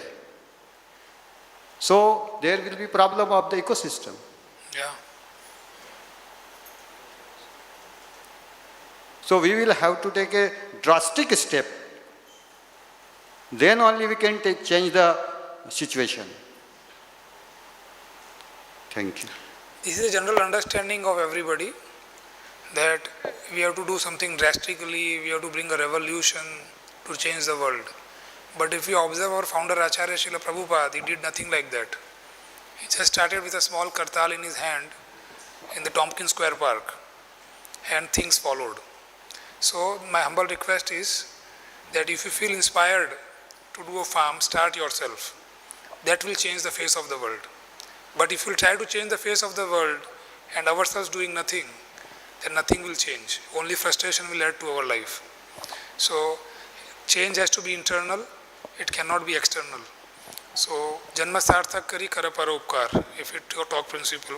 So first we have to exemplify, then maybe we can convince the government or anybody else in the world. Otherwise they will talk, what are you talking?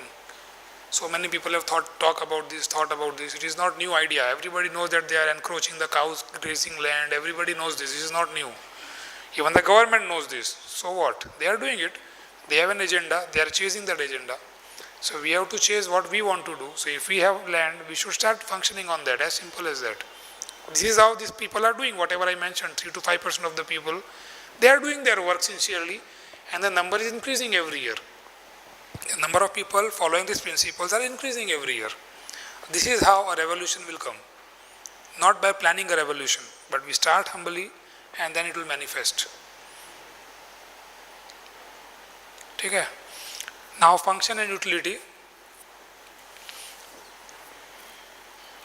This is very, very important to understand what is meant by function and what is meant by utility. Because our decision making has to be depending on this. The purpose of a person or thing or an activity that is natural to it is called function. And the state of being useful, profitable or beneficial is termed as utility in this presentation. This is what we are talking about, function and utility.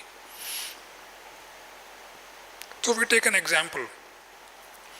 What is the function of the husk on the coconut? It is so difficult to break, no? We want to eat the coconut inside, but we have to work so hard. But the nature has designed it like that. There is a husk on it. So why that husk is given is shown in this picture. Generally, coconut trees are on the shores. And when it falls down, it comes on the bank and a new tree grows on it. I don't know, we have seen this, or on the coastal belt you will see a lot of coconut trees. So this is happening naturally like this. Nobody is planting these trees. So the function of husk is that it should not go down in the water, it should not drown. That is why the nature has given husk on it. Just to protect it from drowning. There is no other function of it.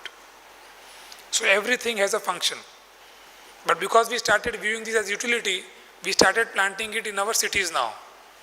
And to grow this tree requires a lot of water, which is not available in the city, which is available on the sea coast, free. Nobody has to water it every day. It takes thousands and thousands of liters of water to grow this tree. But because our focus was on utility, we started growing it in the city and now we are facing water problem. So when we shift our vision from function to utility, this is what is going to happen. Problem will come. So everything we do should be based on the function of the thing created.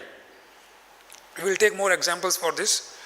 There is a video which is missing here. I could not connect it. So we will take it later. We will talk about cows now because we are here to learn more about that. Function versus utility of a cow. So function is also defined as swadharma. Primary function of cow is its inborn quality of grazing. And primary function of the udder is to feed the calf. So these are the functions described of the cow and the cow's udder. And now what is utility? Primary utility fixed on the cow is for milk and for bull is for traction. This is what we have learned. That cow is for milk and bull is for traction. But the function for which they are created, may it be cow or may it be bull, is only for grazing. The function of cows and bulls is to graze. Milk is what? Utility. Traction is utility. Similarly, the udder of the cow function is to feed the calf. And then what is left after the calf has drank can be used as utility for us, for milk. But the primary purpose of that udder is to feed its own calf. Utility should come only after function. So only after the calf is fed, we can take the excess milk. We cannot take the excess milk starving the calf. There, utility is coming before then function otherwise. So what if utility should come only after function? Land and cow care or both should be the same. When a natural resource is not used for its function, it leads to diminishing of the said resource and hence unsustainable. So because we started looking cows for milk and bulls for traction, so we started focusing on the utility and not on the functions. What has happened? This resource has become unsustainable for us. If you want to maintain cows, you don't know how to do it. So many years have gone by, so many intelligent brains are working on it. Without donations you can't run. That means it is unsustainable. Running with donation is not sustainable. How many of us can do it? So because we are focused on the utility part, so our decisions were wrong, so unintended consequences, and so this has happened. If our decision to view cows for milk and our decision to view bulls for traction is true, if it is correct, then why they are here? This unintended consequence itself is making clear that what we are doing is wrong. Something is wrong in that. Now we have to admit it. That's the challenge. If cows are for milk and bulls for traction, then why this situation has arisen? We are still using them for that. But no, cows and bulls are for grazing. Only and only we start grazing them, they will become sustainable. So Krishna was grazing the cows. Not that he was free, he has nothing to do, he want to do his time pass. So, bolo chalo abhi gaay ko leke niklenge jungle. He could not wait. Such an early age he started doing it. Because it was so important function for this planet to do, grazing the cows. He could not wait. That is the inference from this Leela of grazing the cows. Not that we just see the cows on Govardhan Puja day and Gopastami day, that's it, finish. That is not the inference. So since the utility fixed is not their function, they end up in the garbage. This is from Srimad Bhagavatam, 1st canto, chapter 17, text number 3. This is translation of the verse. Although the cow is beneficial because one can draw religious principles from her, she was now rendered poor and calfless. So that is the first problem. Her legs were beaten by an uncivilized person. That is the second problem. There were tears in her eyes and she was distressed and weak. She was hankering after some grass in the field. This is the third issue we are facing. So if we can address these three problems, all our farms and cow protection program will be successful.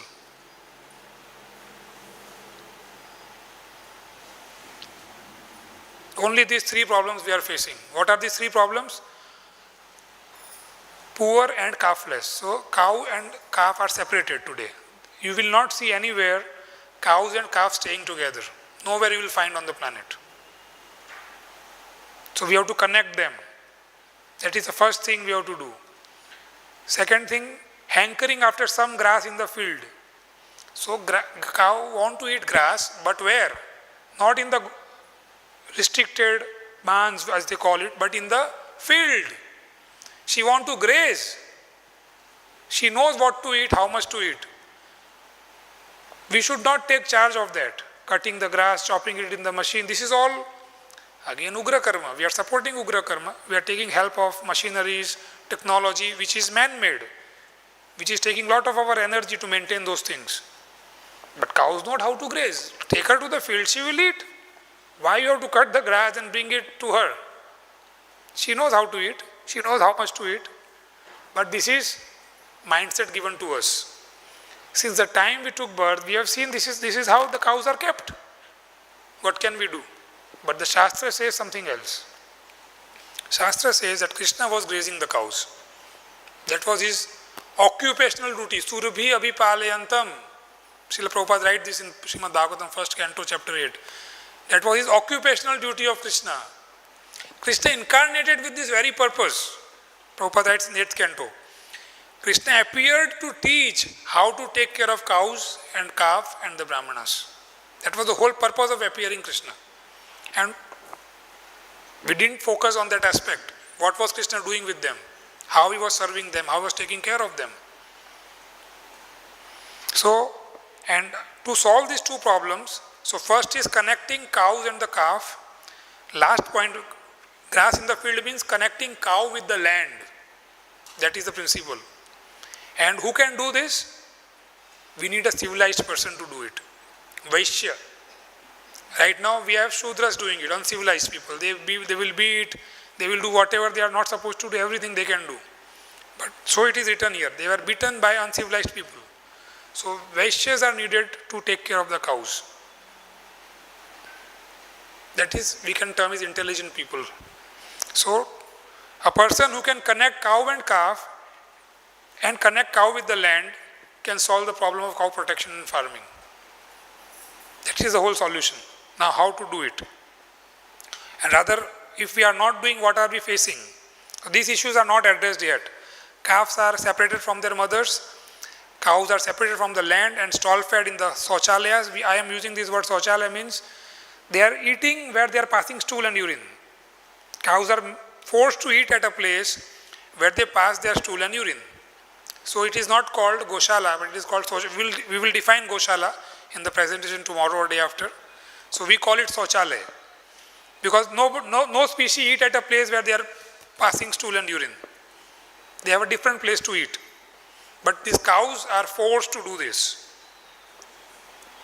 Cows are taken care by cows are not taken care of by the civilized people. Only when these three abuses are addressed can we expect the cows to be happy and any project with cows to be sustainable. Simple solution, just these three things we have to do. Connecting cows and the calf, connecting cow with the land, and should be taken care of by a person who can do this. Because it is not easy to do it, that is why nobody has done it so far. That means it is not easy to do it, we can understand it like that. Now what are the consequences of separating calf? This is from Atharva Veda and Rig Veda, shlok number are given. Milk derived forcibly from the cows is poisonous and leads to innumerable, incurable disease. This is what we are seeing in our society. Despite we are sourcing lot of milk and milk products, but because they are sourced forcibly, so we are facing innumerable, incurable diseases. This is the unintended consequence of a wrong decision taken. What is a wrong decision? Separation of cow and the calf. That is a wrong decision. Unless and until we rectify that, this situation is not going to change. We can take innumerable researches to invent vaccines and medicines, but new problems will keep arising. This is what Shastra is saying. What can we do? Consequences of craving for grass, so consequences of keeping the cows separate from the land. Barriers in pastures angers the cows. The milk from such cow is linked to poison. Same. So cow which is not grazing is in anger, she is in stress. So whatever is sourced from her is poisonous. Poison meaning thereby not that it is like poison, but it will spoil our health. It will change the face of the society. And what is that change of face? That elephant. If we do this, that elephant will have to disappear from this world. All these problems will be removed. But till then it is not possible. That is the poison this is talking about. Not that it is like some poison we are eating. It's not like that. It is about that elephant.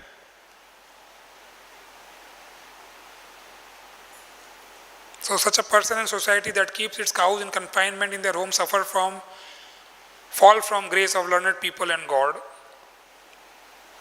Those ill-advised who do not devote their time and labor for utilizing the family cows and cultivate organic crops, they suffer through pest, insect disease thrown by Rudra. So Rudra becomes angry, Shivji, because they are, bull is his thing, right?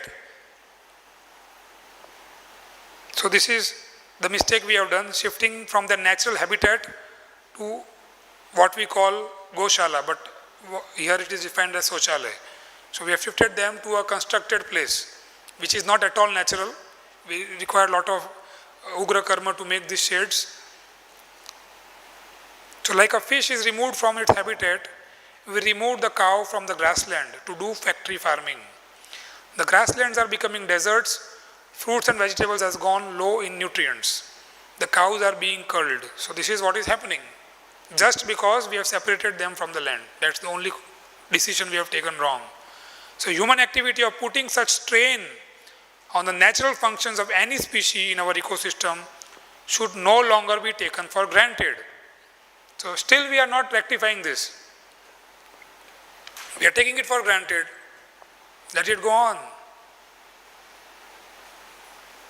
In Kali Yuga, cows will be honored as long as she delivers milk. This is given in Vishnu Purana. This we all know. This is not new news for us. This is very common. Only milking cows are worshipped. Starved, dry, non-milking cows. So this is the destiny of cows who are not giving milk. Burden. Flooded cow shelters. This is all in Braj. This picture is from Braj somewhere. Wrong decisions and their unintended consequences are still going on. So here insanity is defined by Einstein. Doing the same thing over and over again and expecting different results.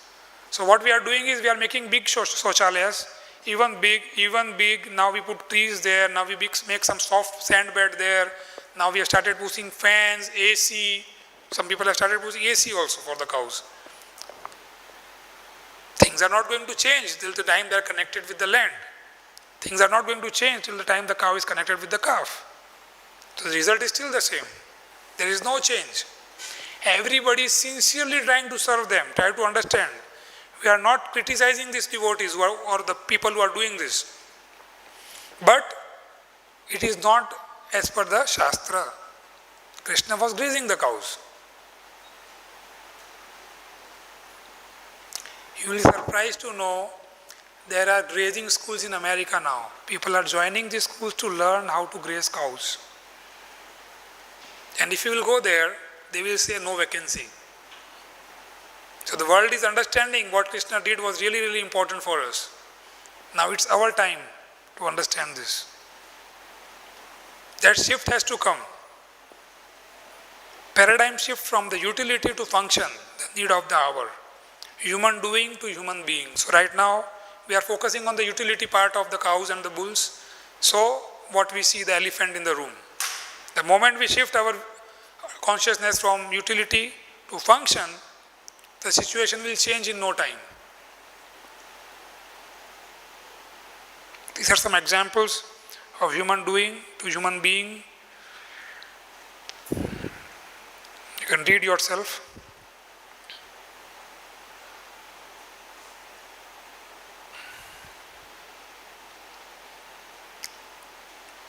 Like for insects, it is written, reduce the yield by damaging the crop.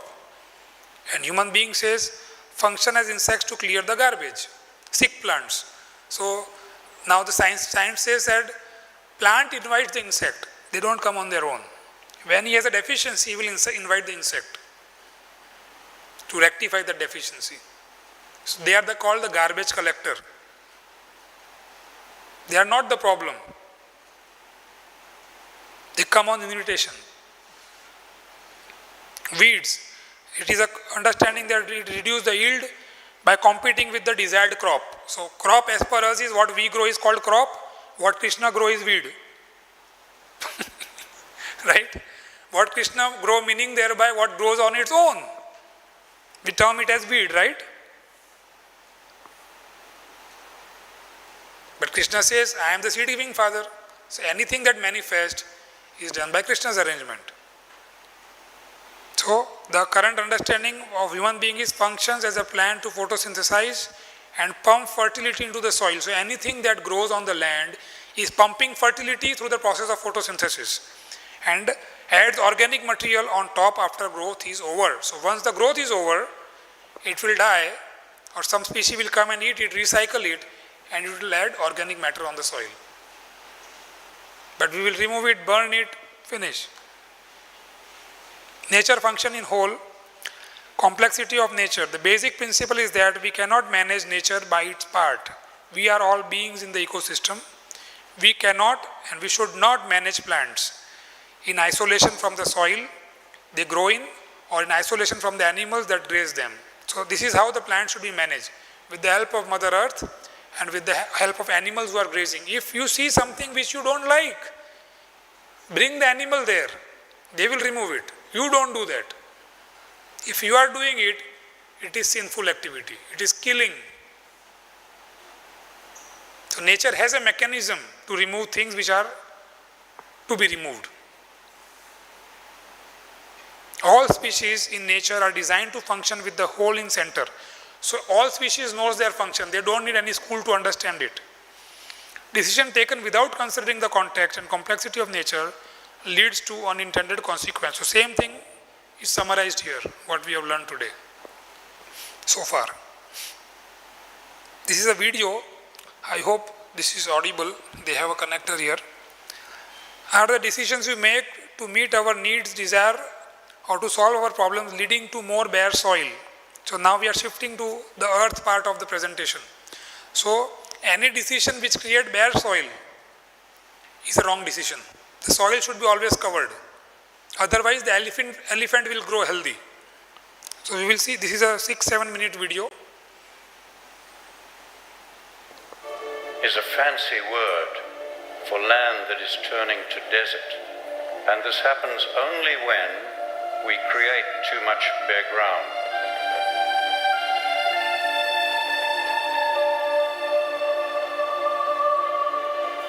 Soil and the plant and the climate are connected.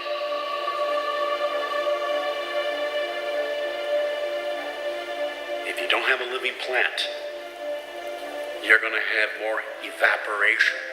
What we want is transpiration. When the moisture leaves through the plant, when it does that, it increases humidity, and when it increases the humidity, we have more rain. 60% of our rainfall comes from the ocean. But a lot of people don't realize 40% comes from small water cycles where our rain comes from inland. What's going on is we disrupted the small water cycles. That's when you have too much sensible heat coming off bare soil.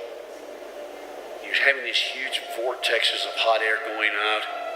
Instead of attracting the rain, it's pushing the rain clouds away. Take 1 square meter of soil and make it bare, and I promise you, you will find it much colder at dawn and much hotter at midday than that same piece of ground if it's just covered with plant litter. You have changed the microclimate. Now, by the time you are doing that on more than half the world's land,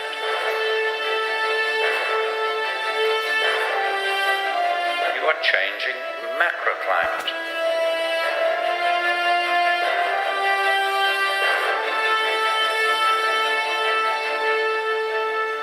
Desertification of our soils is a pressing threat to our climate and our species. But I have for you a very simple message. About 2/3 of the world is desertifying. As soils turn to dust around the world, every year 40 million people are pushed off their land.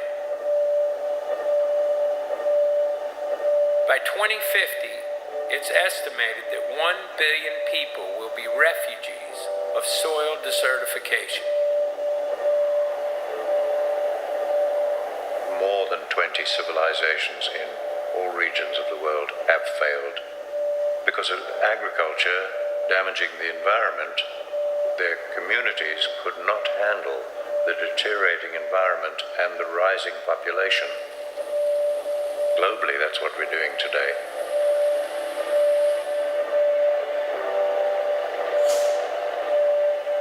Poor land leads to poor people.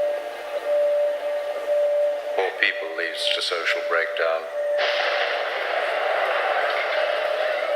Poor land leads to increasing frequency of floods and droughts, mass emigration across borders and into cities, and it's leading to ideal recruitment conditions. What we know right now is the way we're feeding ourselves is undermining the very ecology that we're dependent upon. So the long-term prognosis for our survival on this planet, given business as usual, is very, very poor.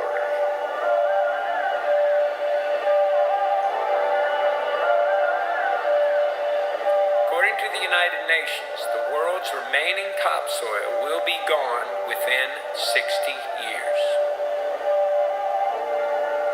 In other words, unless we find a way to save our soils, we have 60 harvests left.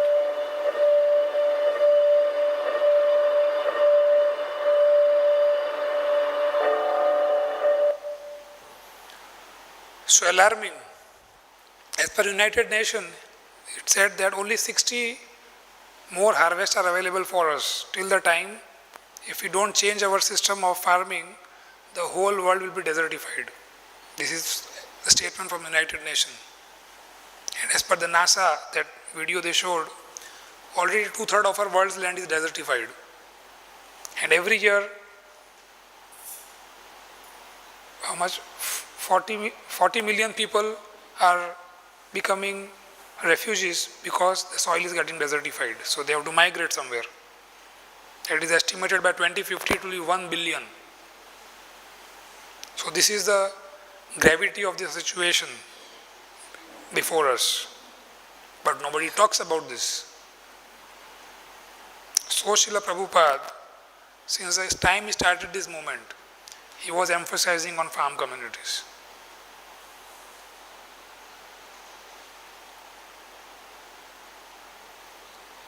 So bare soil is the root cause here now. The decision to make our soils bare is the main problem. So how to cover this bare soil? Because he said poor soil leads to poor people, poor soil leads to floods, poor soil leads to drought. Everything is connected to poor soil. Poor soil for us is Mother Earth.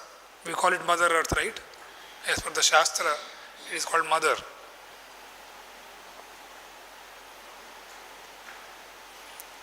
So then without doubt, this elephant is in our living room. If we don't change this, this will keep growing and growing only.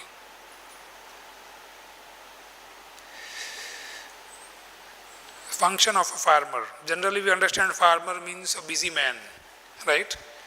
He has to run tractors, he has to irrigate the land at night, at day, he has to keep removing the unwanted things which are growing, he has to sow the seeds. So many things he has to do. My God, his life is hell. Who wants to become a farmer now? Even the farmer's son doesn't want to become a farmer anymore. He wants to move to the city and do something, some job maybe. That is a situation, precarious situation. Then who will grow food? So, managing or orchestrating the functions of the living being and other natural resources to achieve abundance without depleting of resource. This is what a farmer is supposed to do. He is just managing the landscapes. He is just managing the functions of the other living beings. He is just managing the natural resources like sunlight, rainfall. He is just managing this. And he should ensure that nothing is depleted. That is a farmer. So what definition we have learned of farmer is a miner actually. He is extracting things from Mother Earth. He is a miner. He is not a farmer. So this is what we are going to learn, how to be a farmer. Because the current understanding about farmer is nobody wants to become farmer now. If you ask anybody, it's like a punishment. Sending somebody on the farm or in the cows, with the cows is a punishment. I mean, I have seen places where if somebody is not sincere in the temple, he is moved to the farm. But it's an opulence to be with the cows in the farm, provided you know what to do there. So these are some definitions given to the word we are using: biodiversity, livestock, wealth. Wealth is the natural resources available to us. That is what is wealth as per the Shastra. Wealth is not the currency we see. The homes that shelter us, the closeness of our ties with one another. That is the wealth. Community living is the wealth for us, not anything else. Before going to community, I should have a big bank balance. Then no problem. Then I can manage my family. Then what will you do going there? So there is a zoo above soil and zoo beneath our feet. So there is a lot of life forms living in the soil. We are standing on the roof of another world. That is biodiversity we are talking about, all life forms. कितना है ये कीड़ा, कितना तरीके का है? Jalaja Navalakshani, what is the shloka? 30 lakhs, 20 lakhs, how many? 30 lakhs. So when we are using tractor, we are killing this 30 lakh species. As simple as that.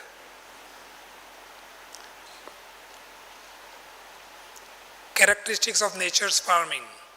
Mother Earth never attempts to farm without livestock. So Mother Earth doesn't know how to farm without cows. Livestock will be cows, goats, buffaloes, sheep, all animals who graze. Raises mixed crops. So Mother Earth will grow food for all species because she is mother for all. Monocropping means growing only for humans. That is called monocropping, feeding only one species on the planet. But this is what Mother Earth is supposed to be doing, growing biodiverse crops. Preserves the soil, no soil erosion. So soil erosion is the biggest problem on the planet. More soil erosion is happening in terms of weightage than the food we produce. If you are producing 1 ton of food, 10 ton of soil is eroded every year on the planet. Process of growth and decay balance one another. So the balance is there. Growth and decay is a simultaneous thing happening together. Mixed animal and vegetable converted to humus, no waste. So there is no waste, no garbage in the nature. Everything is recyclable. Whatever problem is there, what we are making out of it now is a challenge to how to clear this garbage now. Otherwise nature was so perfect, there was no garbage, everything was getting recycled and converted into organic matter, converted into humus, more stable form of carbon, enriching the soil fertility. Greatest care is taken to store the rainfall. So Mother Earth stores the rainfall. Whatever falls on the land should go in there. Right now we see it is all draining out on the soil, from the soil, taking the topsoil away. So this is what that video showed. In another 60 years, all the topsoil will be gone and we can't farm without topsoil. That everybody knows. This is not a new principle. We need the topsoil to grow our food, to feed the species. So greatest care is to taken to store the rainfall. Our mechanism to store rainfall is making tanks, having electricity to pump the water back there. Nature doesn't support that. Lot of Ugra Karma is involved in that. So these are the 6 core principles of regenerative farming. This will be taking step by step now. So this is the first part of the presentation, but we have to take more. Do you want a break for 10 minutes for chanting Gayatri? It's 12 o'clock. So let's take a break. Now we will start the second presentation. Actually it's a 6-day session, but we have made it in 3 days. 6 days I do 1.5 hours each, but we are doing 3 hours every day, so we are taking 2 sessions in 1 day. So first session is over now. Hare Krishna.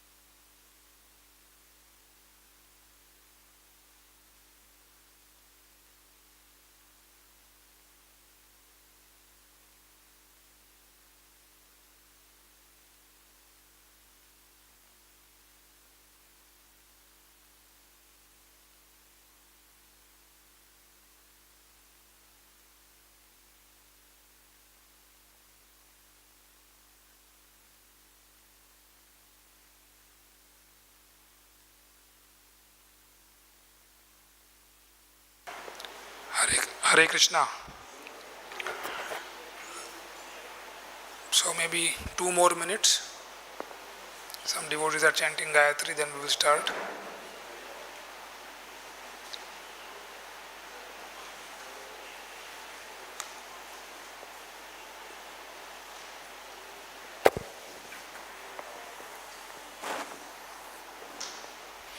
Okay. So this presentation is titled Function of Plants. So question to all of you, what do you think is function of plant?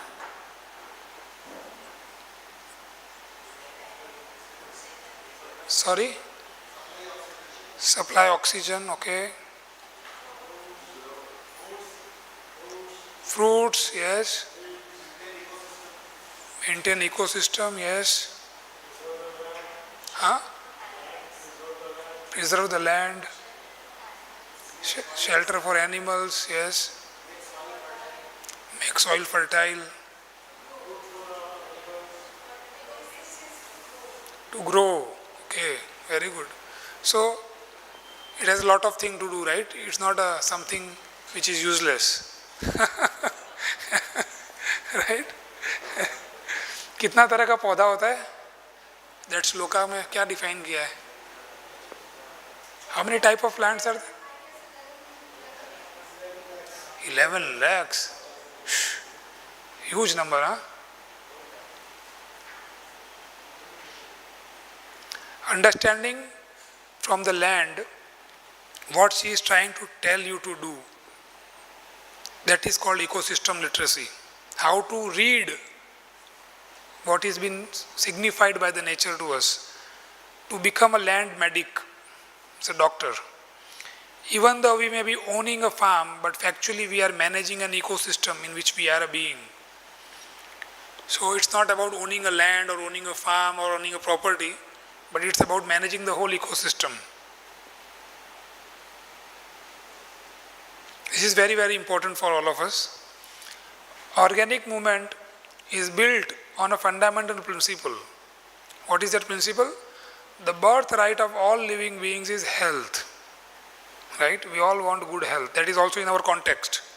Health is there in there. This law is true for soil, plant, animal, and man. The health of these four is one connected chain. This is what we don't know. That the health of all these four is connected. Soil, plant, animal, and humans. Any weakness or defect in the health of any earlier link in the chain is carried on to the next and succeeding link until it reaches the last, namely humans.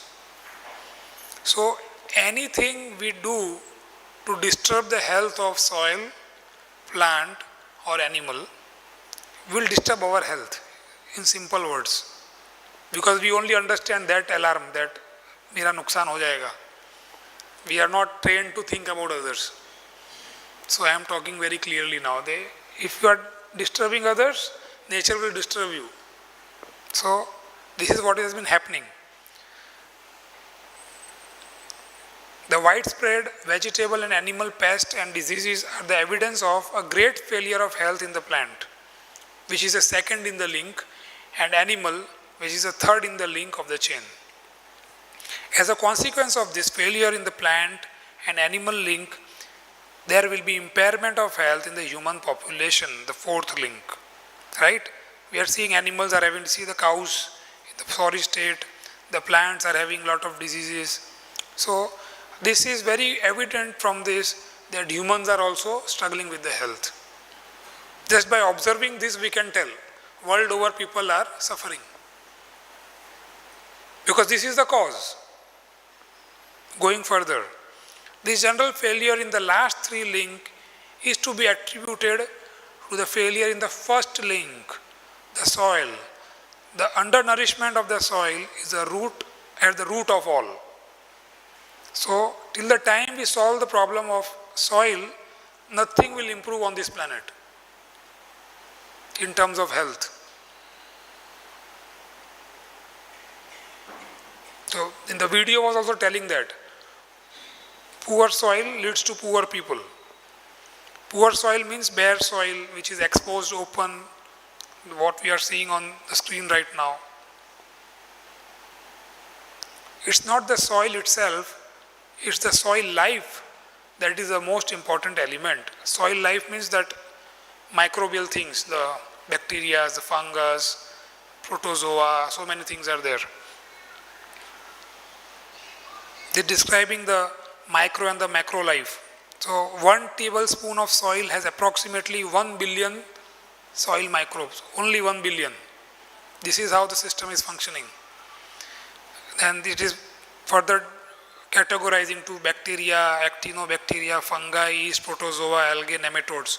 The different varieties of, these are all scientific world has discovered all these things. They have done good work for us to understand. But it is not important for us to know that if you don't know this, the ecosystem will not function, it is not the reality. Even if you don't know, it will function, provided if you allow it to function.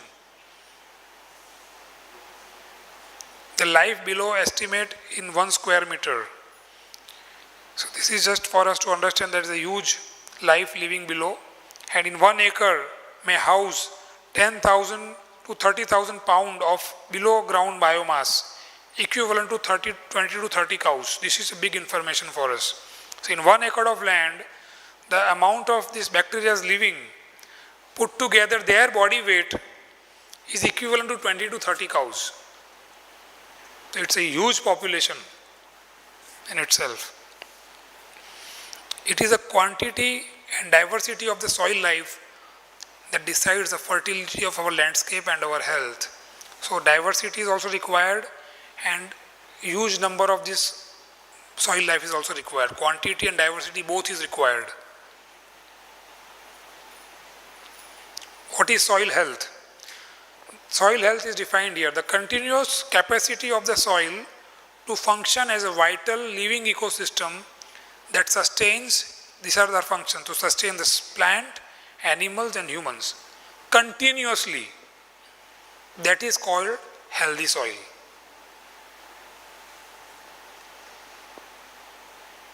So this is bare soil, it is defined here. Can we expect this continual functional capacity from a soil that is bare? So what we just discussed is not possible if the soil is bare, hungry, thirsty. High fever means there is continuous sun on the land. Bleeding landscapes, when the rain comes, the topsoil erodes with the water, so the water looks muddy there. Land that permits the soil to get eroded when it rains. Are we able to produce more food than eroding soil? Then we set fire. This is another issue. The soil is naked, hungry, thirsty. It's a very poor state of Mother Earth actually. And now wherever you go, now just the rain has started, but before to that, 10 days before, all fields were naked, totally. Nothing was there on it. So, that is why this elephant is there, because the soil is poor. So to achieve the quality of life we are looking for, we need a holistically managed landscapes. Without agriculture, is it possible to have a city? It's a question. हम लोग बोल रहे हैं हम शहर के हैं, we are living in city. Just imagine if the supplies from the villages stop.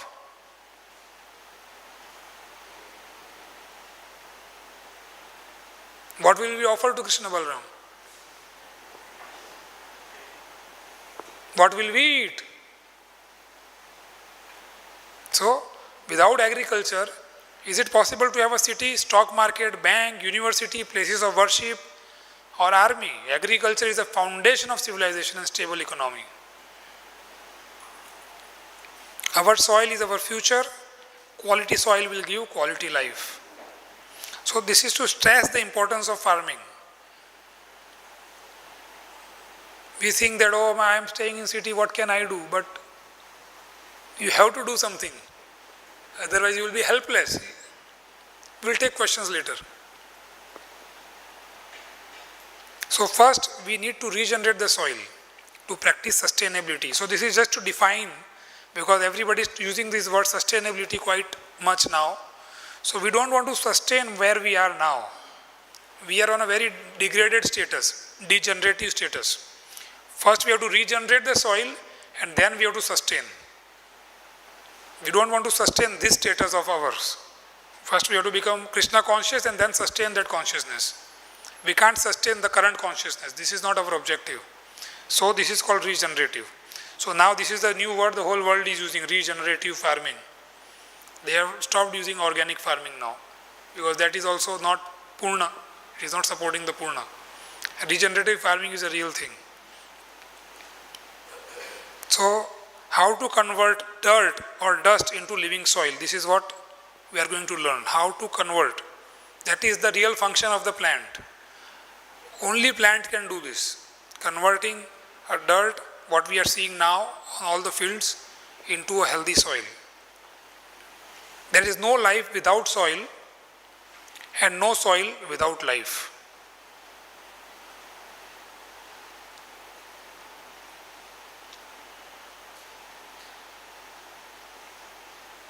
Forest on its own without human intervention. So, what is the problem when we have intervened? We are making a comparison here. How a forest is functioning. Is fertile, no fertilizer is needed. No erosion or leaching. No irrigation needed. Rainfall is effective there. Loose aerated soil is there. No plowing is needed. No pesticides are needed. Forest is functioning and it is not a small. There are 14,000 square kilometer, 25,000 square kilometer forest existing today also on the planet, and they are functioning perfect because there is no intervention. Nature has taken the charge there. So no species is starving, everybody is looking quite healthy, there are no hospitals there to take care of the animals, nothing is needed because nature is made like this to keep us healthy. But our intervention in the management of the nature has caused the problem. It is self-renewing, resilient, more productive, seemingly effortlessly. So there is no effort required to maintain a forest. Who can maintain a forest? Come on, we can't have an irrigation system in the forest. Still it is lush green. Everybody is having their food to eat. Every animal is having water to drink. There is no plumbing system there for giving water. Still every animal is getting water there. There is habitat for every species. Birds have their trees, animals have their caves, everything is just there. And we didn't do anything in that. Only good thing we did is we are not reached there so far. So forest, plants and trees require the same nutrients as agricultural crops. Forest animals require the same nutrients as we do.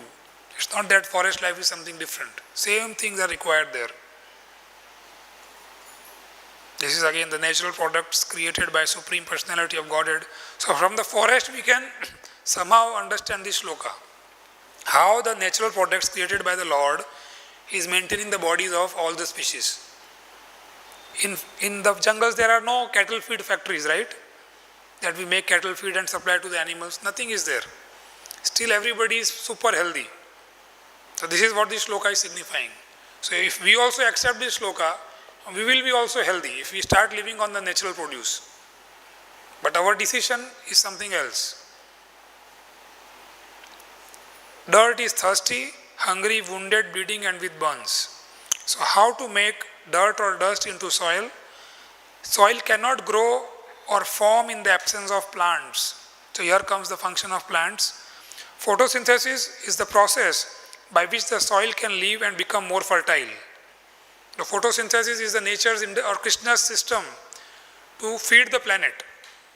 If you are stopping the photosynthesis, you are killing your health. I think photosynthesis we all studied in school, right? Anybody remembers photosynthesis? Somewhat. Okay, good. Yes. Plant makes their own food, okay? Very good. Yes. So it is true, but it has more depth to it. We will see it. The photosynthetic capacity of the soil and the photosynthetic rate influences soil building. Photosynthesis fuels all the life on earth. Fertile, humus-rich topsoil is a product of photosynthesis and microbial resynthesis. So how stable carbon is formed on the soil, which is called humus here, is with the help of photosynthesis and the microbial life in the soil. If they are absent, then soil will be dead. There will be no carbon in the soil. So photosynthesis, see, the plant through the process of photosynthesis converts sunlight into water and carbon dioxide into sugar. Sunlight, water and carbon dioxide into sugar. So plant is basically feeding all the life in the soil. It takes energy from the sun and feeds the soil life. Now what is the proportion? It is given here. This is all done by some scientist. This is the reference is some scientists have done some research and he has documented this. So we are just using it for understanding. 30% of the sugar moves into the soil as exudate. So they release it. We will see a video on that. It is releasing the sugar, feeding vast microbial population that makes plant healthy. So now it is feeding the microbes because the microbes makes the plant healthy in return. So there is give and take in the nature continuously. That is how the cycle moves on. So if a factory purchases raw material, he pays to the factory of the who makes raw material, it employs labor, pays them salary, makes finished product using electricity, pays to the electricity company, and then sell the finished product. And when it sells it, the customer pays him the money back. So this is how the whole economy works. Similarly, in the nature, plant feeds the soil by feeding the soil microbe. Soil microbe feeds the plant by supplying the nutrients the plant need. This is their barter system going on. Good news is we have to do nothing in this. We just have to let the plant grow.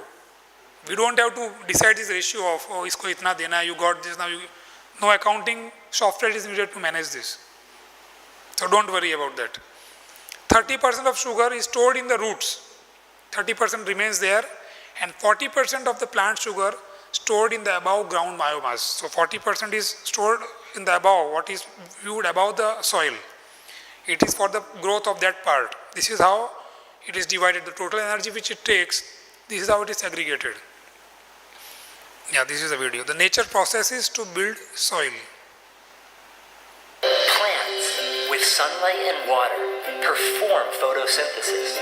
They pull in carbon from the air and turn it into carbohydrates, sugars. Then they pump some of those sugars down through their roots to feed microorganisms who use that carbon to build soil. Voila, carbon moved. Plants pump it in and soil stores it. Nature's living technology is amazing. So this is nature's technology. We don't have to do anything. Now rain is coming. Everywhere plants will grow. Photosynthesis will start because sun comes up every day. It will start feeding the soil life and the soil regeneration process starts there and then.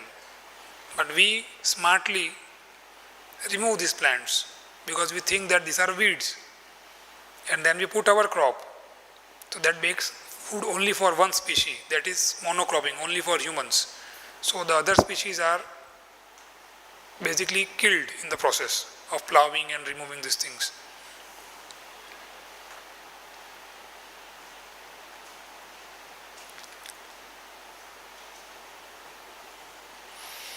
Building healthy soil solves everything. Plant grows by making carbohydrates, sugars from carbon dioxide and water. They share these sugars with soil microbes, who in exchange feed the plant. This process builds the soil. So this is some diagram given. You can see it how it is functioning. These are different names of fungi and bacteria. Mycorrhizal fungi attach to the root to be fed carbohydrates. In return, they supply nutrients and water to the plant, increasing root capacity by 1,000, multiplied by 1,000. Through the consumption of carbohydrates and production of a sticky protein called glomalin, the fungi produce soil aggregates and humus that can be last for decades as soil carbon. So this is how soil carbon is created. Root exudates sugar to feed bacteria, who in turn use enzymes to extract minerals from soil particles and organic matter, allowing the minerals to become plant available. So these minerals are converted into the format which plants can eat. Bacterial substances and consumption of bacteria by nematodes, protozoa, earthworm. So this is a cycle. They keep eating each other, keep adding to the humus. So mycorrhizal aggregate, bacteria aggregate. This leads to healthy soil. Infiltration. Now when the rain comes, because it is all covered with the green plants, through the roots the water goes in. Entire rainfall is infiltrated in the soil. And if the soil is open, there is runoff. The water just drains out from your field. So that decreases the soil carbon because the sun will extract the energy. So you are losing your water, you are losing your carbon from the soil if the plant is not there on the soil. So healthy soil is always covered. It can reverse the climatic change. It increases the water holding capacity of the land because the whole water is infiltrated in there. And the soil carbon increases. So the nutrient value also increases. So this is the function of plant. In a small presentation it was shown, but there is more to it. Okay. One more video. When you're looking at the above ground part of the plant that most people see and the roots down into the soil, that plant is putting out foods. Every bit of the surface of that plant is pouring out foods to feed the proper sets of microorganisms in the balances that the plant requires. So it's putting out what's called in the scientific world exudates.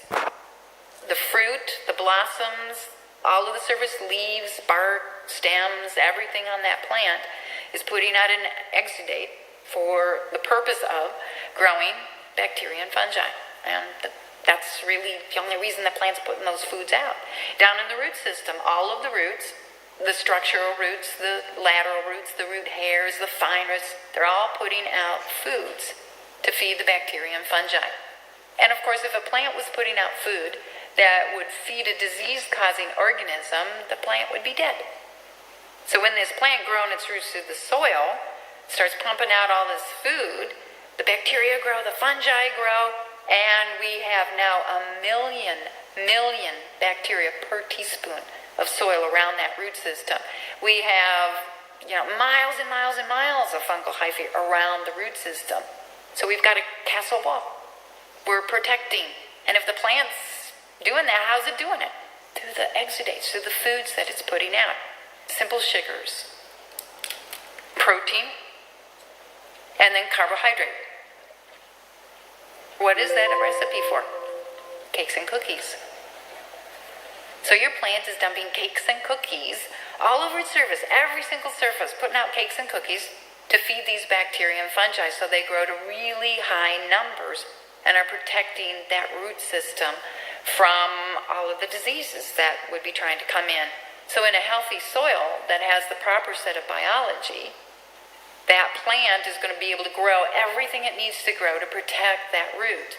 And of course, then if we've got all these bacteria and fungi growing, here come the predators of the bacteria and fungi.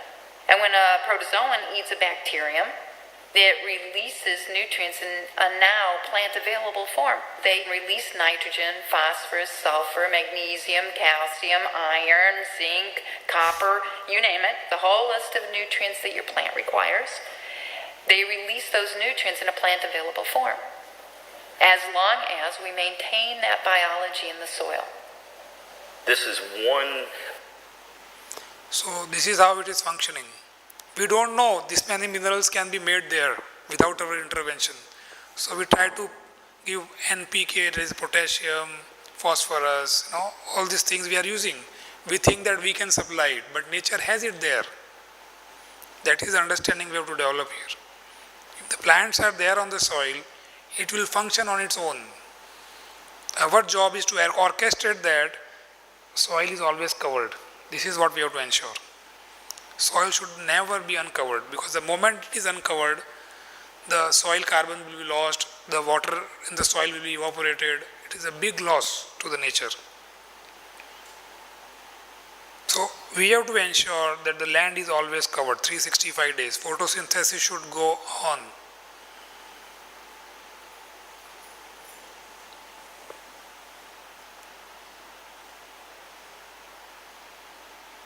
So the same thing is explained in the graph. The main point I would like to explain in this, the left side is, you see there is only one plant and the remaining is covered with mulching, as they call. Dry grass or something which is natural material, it is covered there so that the sun and water cannot directly touch the soil. On the other side, it is covered with living roots. So living roots is more important than covered with mulching, because mulching is lot of hard work for us again, and the kind of humus generation or the carbon loss is there is more in the organic mulching format than in the living root.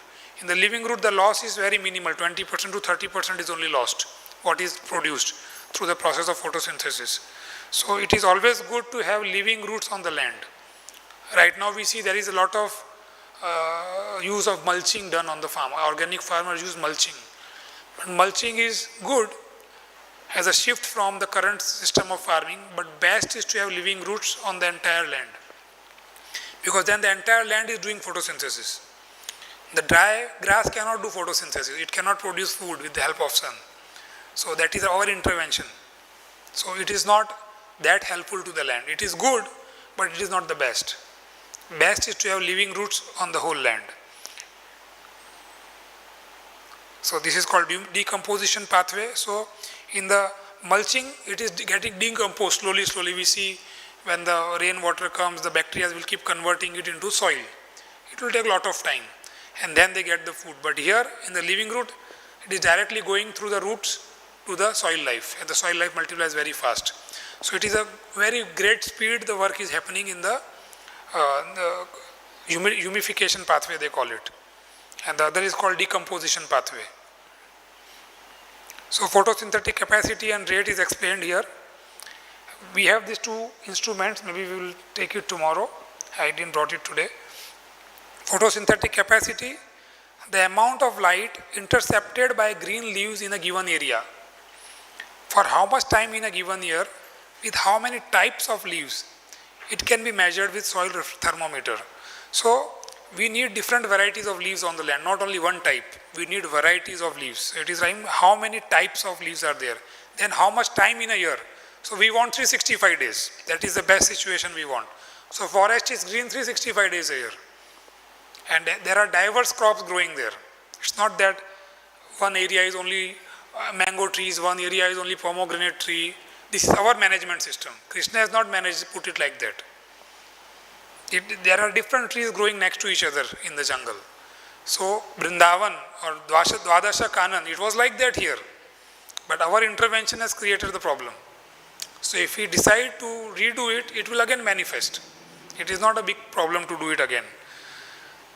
And photosynthetic rate, the rate at which the plant are able to convert light energy to sugars. Efficient functioning of the 4 ecosystem processes. 4 ecosystem processes we will be learning tomorrow. More diverse soil life increases the rate. So more different varieties of plants are there. So connected to each plant, there are different soil life. So the variety will increase even more. It's not that if you have only mango trees, then there are specific species who will come and sit, specific species of birds who will come and sit on the mango tree, specific set of bacteria that can survive on the mango tree roots. So you need diversity. Otherwise, what will other species do? What will the other birds do? The population of birds is going down like anything because we have taken away their habitat. And now we face an unintended consequence. What is an unintended consequence? They come and sit on our houses. And then it increases our work to clean the place. So birds are not the problem. Our decision to remove forest is the problem. Birds, what they are doing now is unintended consequence of our decision taken to remove the trees. More diverse soil life increases the rate. So if the soil life is more, different variety, the photosynthetic rate will increase, which means it can be measured with a refractometer. So this photosynthetic rate, in simple word, it talks about the nutritional content of the food. So I think next slide is that. It will come. So this is 100% cover, but the living root is less. So this is not the ideal situation. This is the best. This is diversity grown. Different types of plants are grown. The microbial life will increase, and there is diversity of microbes also. This is clear. We don't want this situation. So photosynthesis supports all life on earth. Without photosynthesis, there would be no soil. To be free from the paradigm of pest attack. So we were just talking insects are damaging the plants. If insects will eat, what will we eat? But then the real understanding is something else. The real understanding is that the pests are also welcomed by the plants. And when they come, so there is a scientific barometer, they call it BRICS, B-R-I-X. So if the brick count of any plant goes above 14, 1-4, then no insect will touch that plant. That means that plant is healthy for humans to consume. This is how nature communicates. But if the brick count is less than 14, the bricks will come and eat that plant. Meaning thereby, if humans will eat that, they will get diseases. So because these pests were coming, we thought they are competing, so we tried to kill them.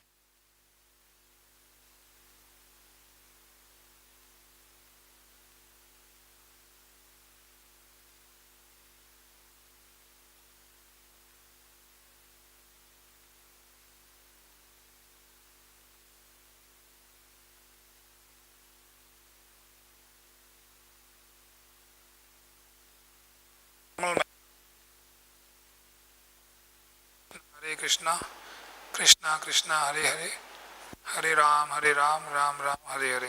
Thank you. So plant health pyramid, it is showing that insects are nature's garbage collector and diseases are our cleanup crew.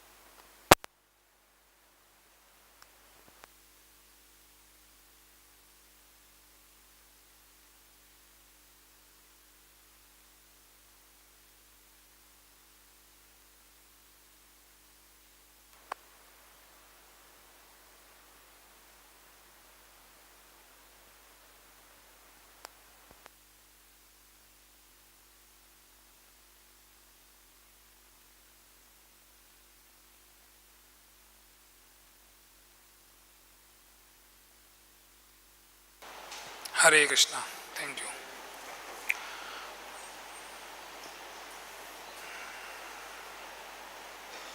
Manage for biodiversity and do not sweat the weeds. I think I will skip this.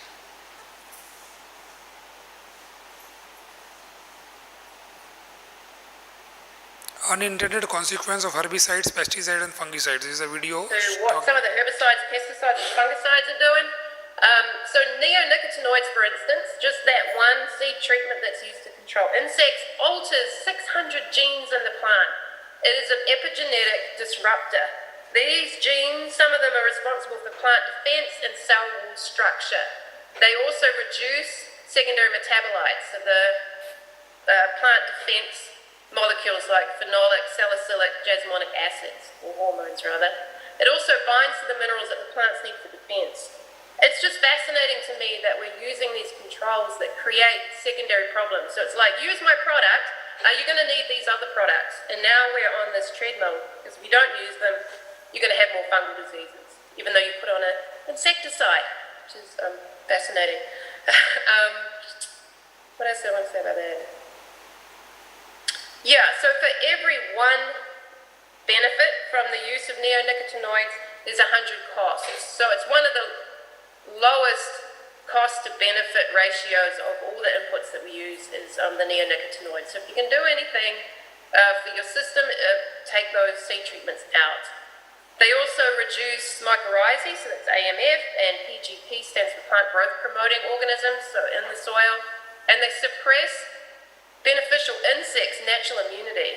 They reduce plant bricks, reduce sap pH, and increase free amino acids, which are what ring the dinner bell for other types of insects. So these insecticides, fungicides, and pesticides disrupt how that plant can function naturally and set it up for more weeds, pests, and diseases. It's fascinating. Do this for yourself. If you have a sap pH meter, is if you apply a fungicide, go out and actually test those plants after you have applied the fungicide, and what you'll see is that pH will drop. We were working in a vineyard, and the pH was dropping down to 3.6. I mean, it's basically... So, using of these things, this is pesticides and all, is damaging the overall generations of the epigenetic change is coming. So, gradually it will lead to a state where there will be no growth on the land. This is what we are seeing. This is how the bare soil is created. So, we have to allow this variety of plants to grow. Right now, we are doing, the biggest disaster we have done is monocropping, just growing for humans. Now, our diversity of crop means growing different varieties on the same land, but only for humans again. That is still a problem. What we define diversity or diverse crops is growing 10 varieties on a land, but the person who is going to consume is only humans. So still that is a problem. We have to shift from that consciousness to a consciousness that all the species should be fed from the land. This is a real understanding. When we will reach to that understanding, abundance will manifest. This is a principle. If you will keep removing these animals, birds, insects, then there is no possibility of good health for us. The whole presentation, this slide we started for a good health for soil, plant, animals and humans, which is connected. So we are discussing this because we are concerned about our health. That's the whole purpose of discussion. So this is the supermarket in some Western countries, which shows that the brick count is 15, which is above 14, then the price is $4. And if the brick count is 10, which is under 14, it is priced at $2. So they know that bricks means it is healthy for the humans to consume now. They have already researched and understood this part. So it is very, very important that it should come on its own, because if the soil life will not increase, then this is not, the brick count will not increase. With the refractometer tomorrow I will bring, you can bring something from your house which has some juice like lemon or some tomato. We will check the brick count of that things. How nutritional it is, we can check it on the thermometer. I will check it tomorrow. This is our job, basically to facilitate the carbon pump to feed soil life. So this is another video which talks about that. Why? This is liquid sun. So when the plant is extracting energy from the sun, it is releasing exudates, as we have seen in the previous videos, and it is called liquid sun. It is releasing liquid, in the liquid form, food for the soil life. Energy flow to feed these guys. Feed these guys. This is back to this. Isn't she beautiful? I get emotional when I see that. Those are the babies I forgot. Even though I took a graduate level soil microbiology, soil ecology, it was left out. So what are we doing to follow that principle? We put living roots 24/7, and guess what else we do? So they put living roots 24/7 on the farm. We are no-tilling corn and soybean into this multi-species mix that looks like the prairie. We are cutting our fertilizers, more than half. Farmers are no longer using fungicides, insecticides, because they're doing biomimicry. And it's spreading on hundreds of thousands of acres. Isn't that exciting? So what they are doing here with the machine, we can do with the cows. So they are all evolving on their consciousness. But the point we are trying to understand is the function of plants. It is releasing through the roots the exudates, and because the soil is covered, it is kept covered 365 days, the soil life is increasing.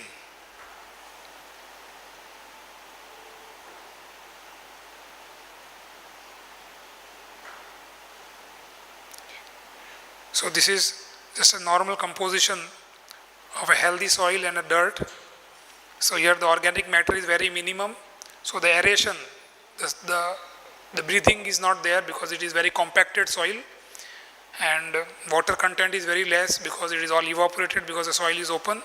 But on the other side, because the soil is covered, it has more carbon, more organic matter, more aeration is possible because the roots are there of the grass and the plants. So the aeration is there and the water can infiltrate very easily, because when the rain comes through the roots, the water goes in the soil. It doesn't run off from the soil. So now how much water land can hold without making a water tank? So if your organic matter is 1%, it can hold 25,000 gallons of water.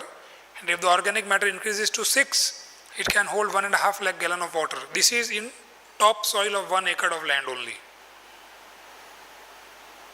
Only in top soil. 1% increase in organic matter stores 94,000 liters per acre more. That means 24 liters per square meter. That is the capacity of the soil. So soil is a natural reservoir of water.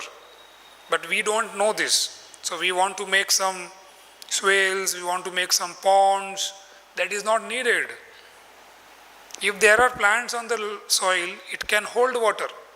You know that. You see the trees. Nobody water the trees. It holds the water through its roots and it sustains its life, no problem. Similarly, the whole landscape, if it is covered with the living roots, it can hold the water and can sustain. The soil is the biggest reservoir of water. The flowers are the linchpin of the world. So the real flowers are the soil life, the microbes, the bacteria, the fungi which we see. They are the real flowers. They keep the soil always fertile, soft, and keep working for us 24 hours without any salaries. But if you need a tractor or anything else to plow it, you need to pay. You need money to do it. So if the soil is covered, soil life is ensured, plant remains healthy, the soil life remains healthy, so the animals who graze on the plant remains healthy, so the humans who get milk from them and vegetables from those plants remains healthy. This is how the cycle works. So Parashar Smriti, this is a shloka. What sin or damage a fisherman incurs in course of 1 full year, the same is incurred by the driver of a plowshare made of iron in the course of a single day. So if you are using anything other than Balram's plow, Balram plow is wooden plow, right? So if you use a metal plow, then the sin which is incurred by a fisherman in a full year, you can do that in 1 day. That is the exponential speed of doing this sin. But this has become common. Plowing erodes our soil and its life. So what happens when you are plowing? Just see. Oh, sorry. Ploughing is a pretty radical idea for any farmer. So when such thing moves, the birds come because there is a lot of soil life which is exposed now, open. This is one of our fields back in the 80s. This is a video of 1980. The life in the soil is a feast for the birds. This is feast to the birds. After 20 years of the same treatment, Now this is 2007, same field. The soil is dead. Soil is dead. Even though he is moving the tractor, no birds are coming because there is nothing to eat. There is no soil life left now. So this continuous process of tilling and ploughing has damaged the soil to that extent that there is no soil life left now.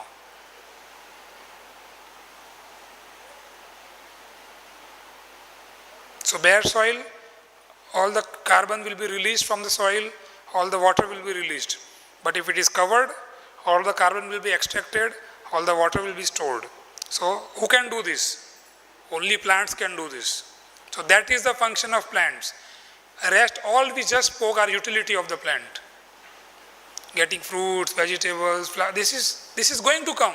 You can't stop that. But the function they are created for is to do photosynthesis, so that the soil life is fed, the soil remains healthy, and if the soil remains healthy, so this is in summary, this is the last slide of the day, we will end it.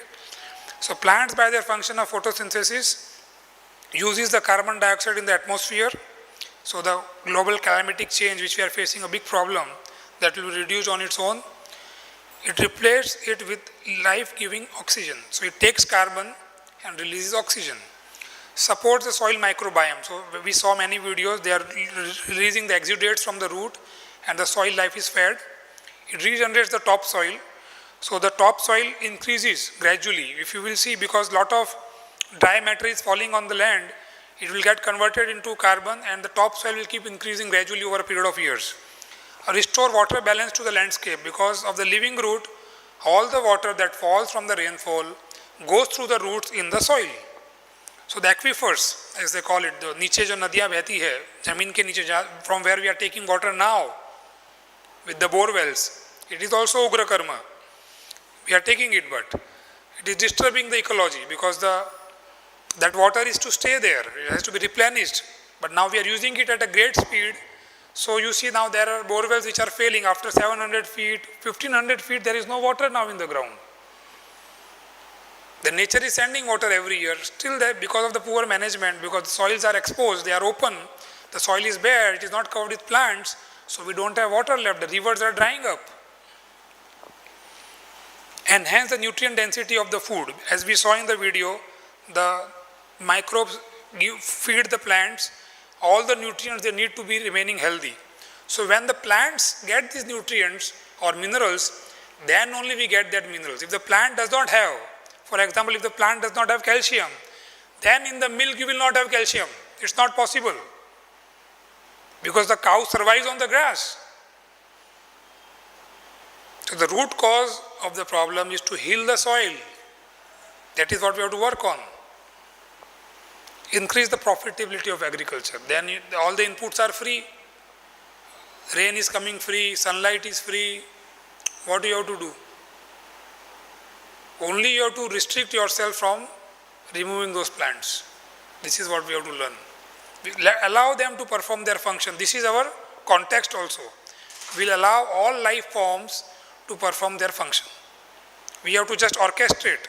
As an orchestrator, we have to orchestrate the whole system, allowing them to perform their function. So then, the abundance will manifest. So this is from Henry Ford. The farther we get away from the land, the greater our insecurity is. So it is very important to be living on the land. This is what our Srila Prabhupada also said. This is from Hiranyakashipu. He instructed this to the demons. Immediately go wherever there is good protection for cows and Brahmins, wherever the Vedas are studied in terms of Varnashram principle. Set fire to those places and cut from the roots the trees there, which are the source of life. So the roots of the trees or the plants, they are the source of life. So if we are uprooting them, we are followers of Hiranyakashipu. This is what he instructed to the Asuras, to remove the supremacy of the Lord.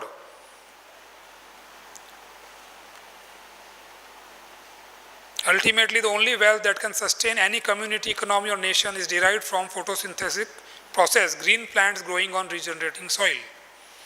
So these green plants growing, leaving roots on the land is what is the function of plant. The nation that destroys its soil destroys itself. This is from Franklin Roosevelt. To forget how to dig the earth and to tend the soil is to forget ourselves. This is from Mahatma Gandhi. When you change the way you look at things, the things you look at change. So this is the change we are expecting now. Don't look at plants for fruits and vegetables. Look at plants so that they perform their function for the Lord. This is the change we are expecting. Look at the cows and bulls to perform their function of grazing. Utility is going to follow. Don't worry about that. It is given. If nature is feeding all species, nature will feed humans also. But somehow we are having that mindset of insecurity and fear that we will starve. That has been given to us. Nature is not designed like this. Hare Krishna. Thank you very much. It's 1 o'clock. I don't want to extend beyond. But anybody has any questions, we are here for another half an hour. We can discuss, and if you want to continue as a group, I am okay. But if somebody wants to leave, you can leave. Hare Krishna.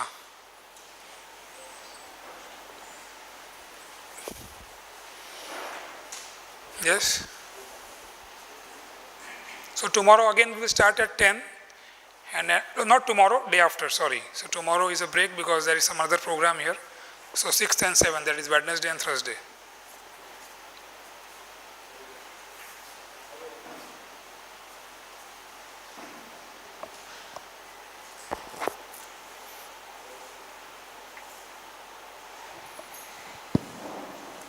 Hare Krishna Prabhu. Prabhuji, thank you very much. Scientifically, you make us understand that how important it is to take care of soil. But in general, like this whole seminar, for instance, morning, so where we have to start, from where we have to start to come to this point, like in relation to Krishna consciousness? That will come. How to start a project we are taking. Last day is that only, how we will start the project. What we have to do, how we have to do. But these are some principles which we need to know before we start, so that we know what we are doing. So the whole exercise of how to start a project, we will learn that. Okay. Thank you. You have a question?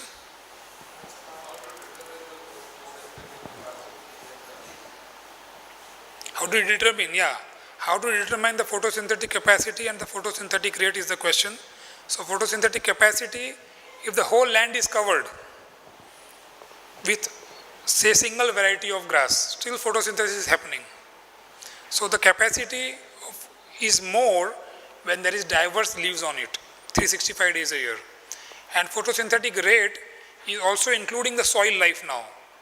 So when there is diversity of leaves or diversity of plants on the top on the soil, the diversity of soil life in terms of bacteria, microbes, and together they make a healthy plant because these microbes supply nutrients. So the health of the plant is the photosynthetic rate. So we will bring that thermometer tomorrow both.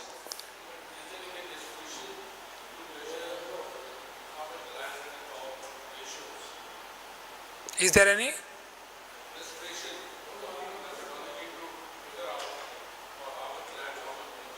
Yes. For how much land, how much cows are needed, is there any way to calculate that? So my answer is yes, but that will be covered in the further parts. It was not covered today. We have not touched the cows still. We are just discussing the function of plants and function of a farm and function, utility, all those things we have covered. Function of cows in detail and how much land can survive, how many number of cows, we can calculate that. There is a formula for that. We will check that. It will come. I think it will come day after tomorrow or maybe tomorrow second session. Because generally when we buy a 2 BHK house, we know that 4 people of us can stay or 2 can stay. But when we start a farm project, we just take n number of cows on any amount of land. So then we can't feed them, then we have to purchase grass whole life. So land and cow ratio has to be pakka, otherwise we will fail. This is where all the farms have failed. They have miscalculated the ratio.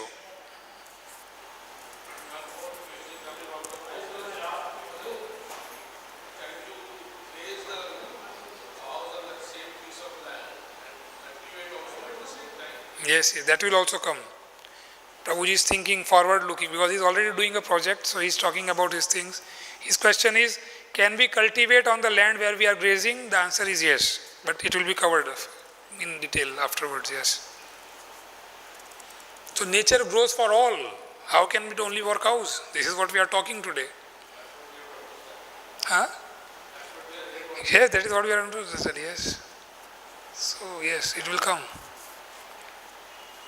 Yes.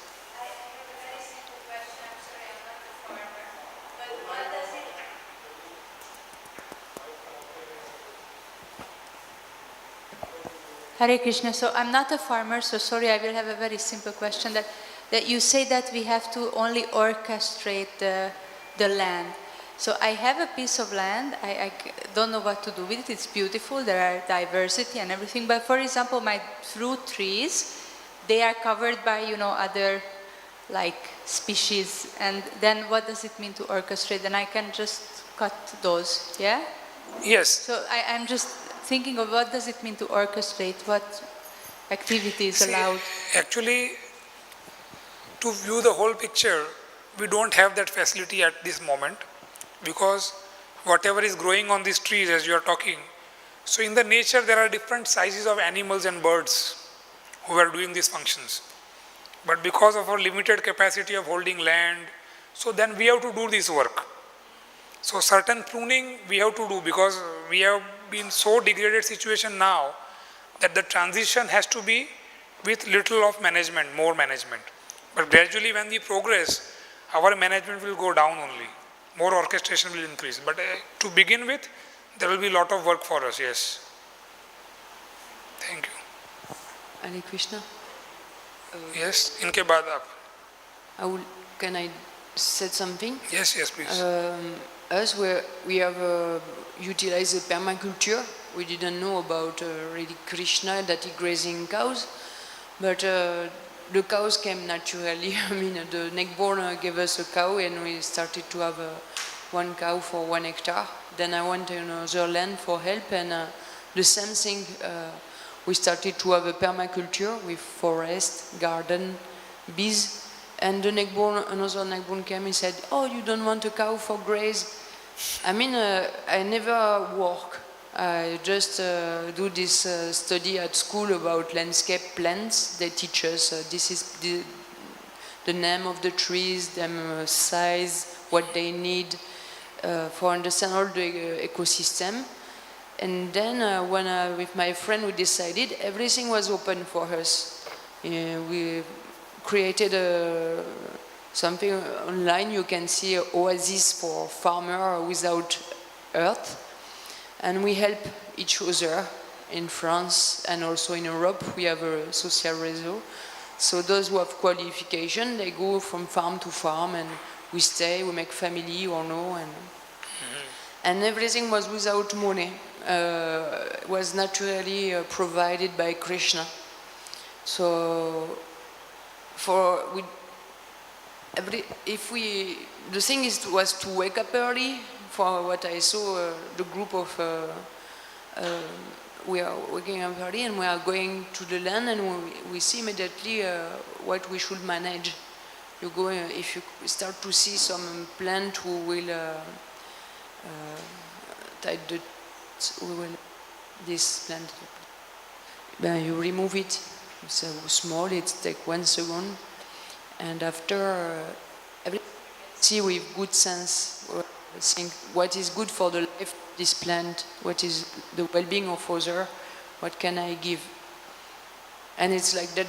House came. So, as I said, we have to be intervening somewhat in beginning, but not limiting their lifespan.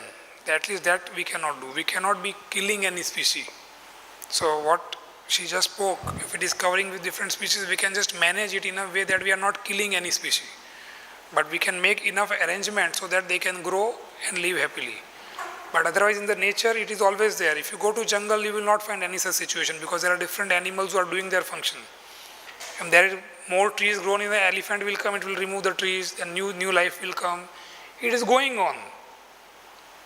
It is designed like this. If there is a herd of animals, say for example deer moving together, say for example lion will chase them out and the weaker animal will be eaten up.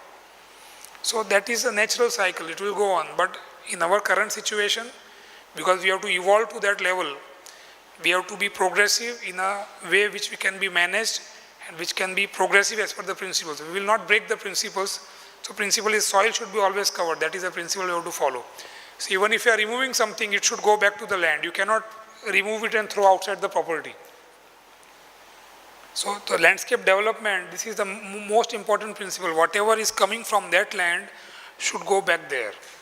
So people were not moving before. They were living in the villages. There were no transportation. Whatever was growing on the land, they were consuming, and everything was just there and there. But now something is growing in villages, it comes to the cities, the whole management is different now. So a lot of damage has happened in the society, on the lands. Hare Krishna Prabhuji, I am Sanjay Kapoor from Delhi. I wish to... Are there any questions online? No. Do we have any small model for sustenance? That is the commercial aspect. If I own a 2-acre plot of land, So how do I, sustain myself? I make it commercial and profitable for my family. You use the word regenerative. That is what is being, used instead of, we say the other farming part. So how do we have any small model based on the economics also? Yes. And there are many projects. There are many projects, and they are, if you follow these principles, number one, your input cost will go to zero. Right now, there are a lot of purchased inputs in our system. When you do farming, you have to purchase so many things. But in this regenerative farming, purchase input is zero. So you will be always plus from where you are now. At least.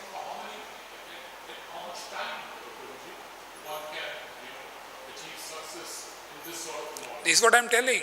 From day one. Because you are not putting any inputs. Your input is sunlight. Your input is rainfall. What are you spending money on? Nothing. But the current system of farming is so much degraded, I would say, that the input cost has gone very high. Every year they will want you to purchase seeds. Every year they want you to purchase some different kind of chemicals to kill the pest. So the input cost is more. If you ask to any farmer, if you are farming also, if you will make a list of the input cost and then the production, it will match, and sometimes the production is less than the input cost. So contemporary, what we are doing now is also not sustainable. So I am not talking about something which is not happening. It is already unsustainable what we are doing now. Every single farmer is in debt today.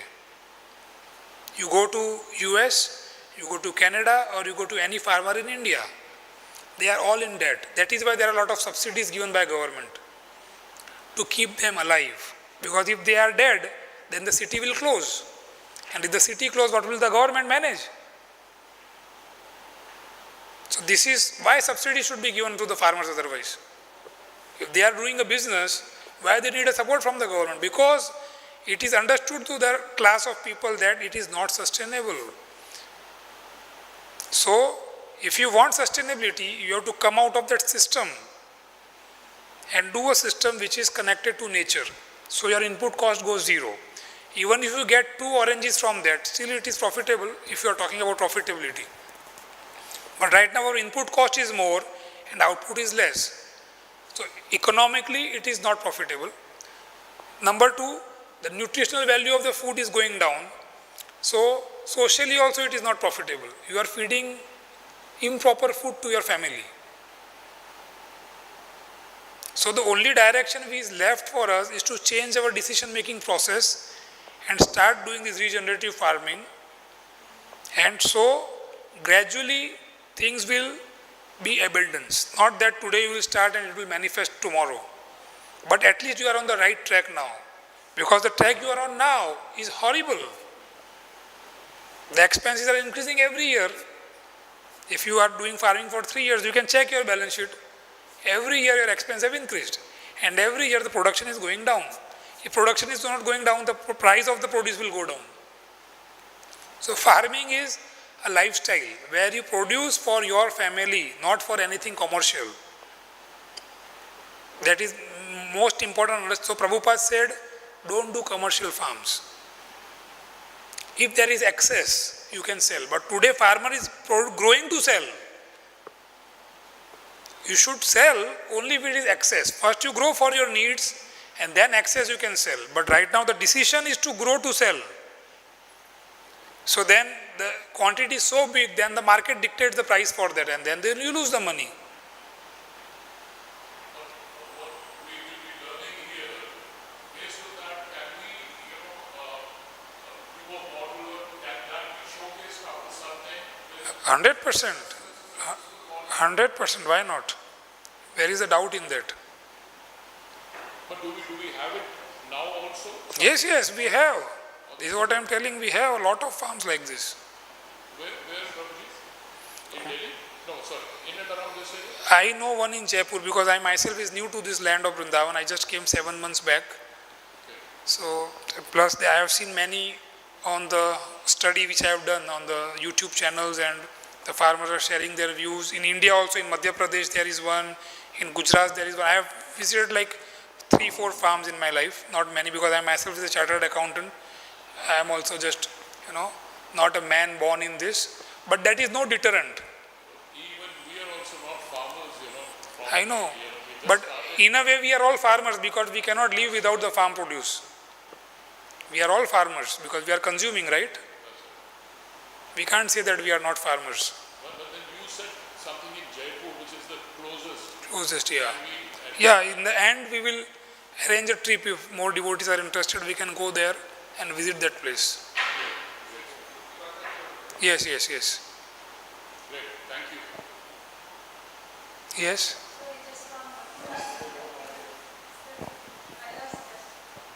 That you say that the Vaishyas has to take care of the cows. They are supposed to take care of the cows.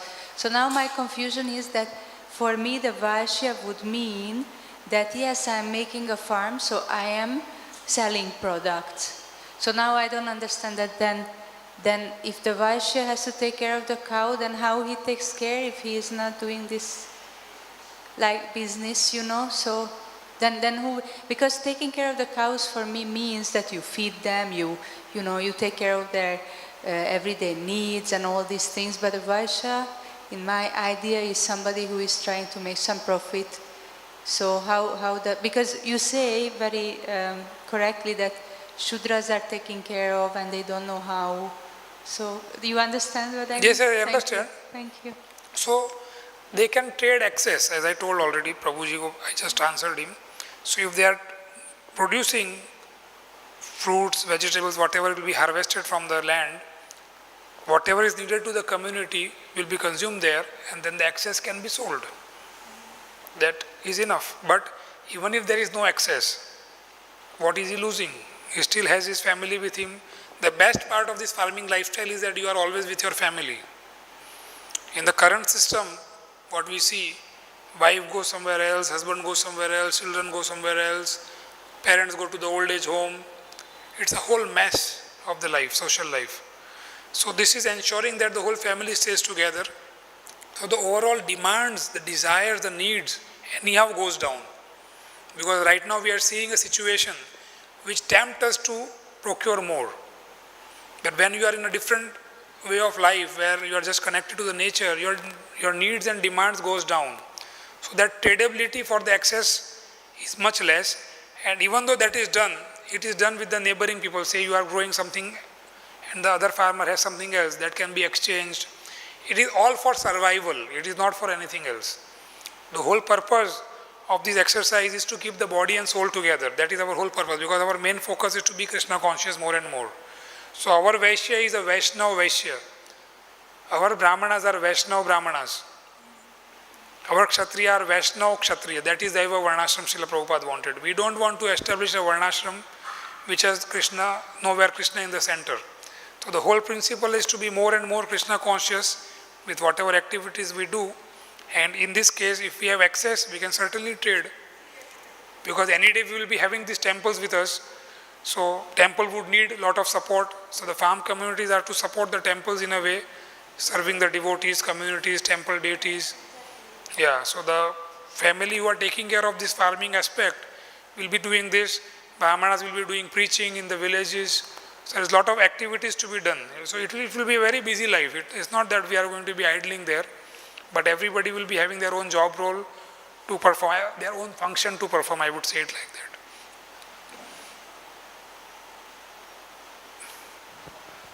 Yes?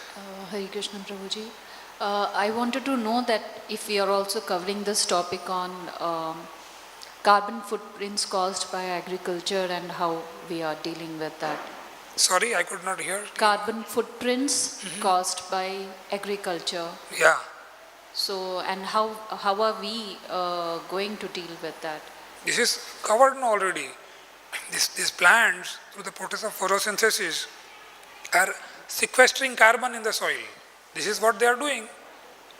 This is the whole exercise, this decomposition pathway and the humidification pathway, the two pathways we studied.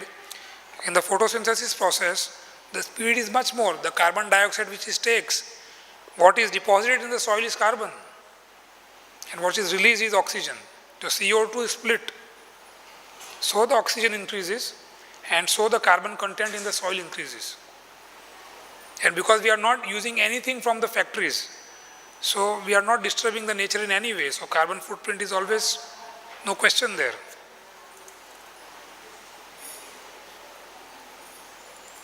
And carbon will stay there longer. If the living roots are there, the carbon will stay there longer. That was also there in one of the slides, but because we are little rushing through because of the less of time, so it is not so easy for everybody to understand all the points. But these slides I will post today on the group, WhatsApp group. Maybe you can go through it again, and I think it will make it more clear for you. Hare Krishna. So thank you, we'll end it here.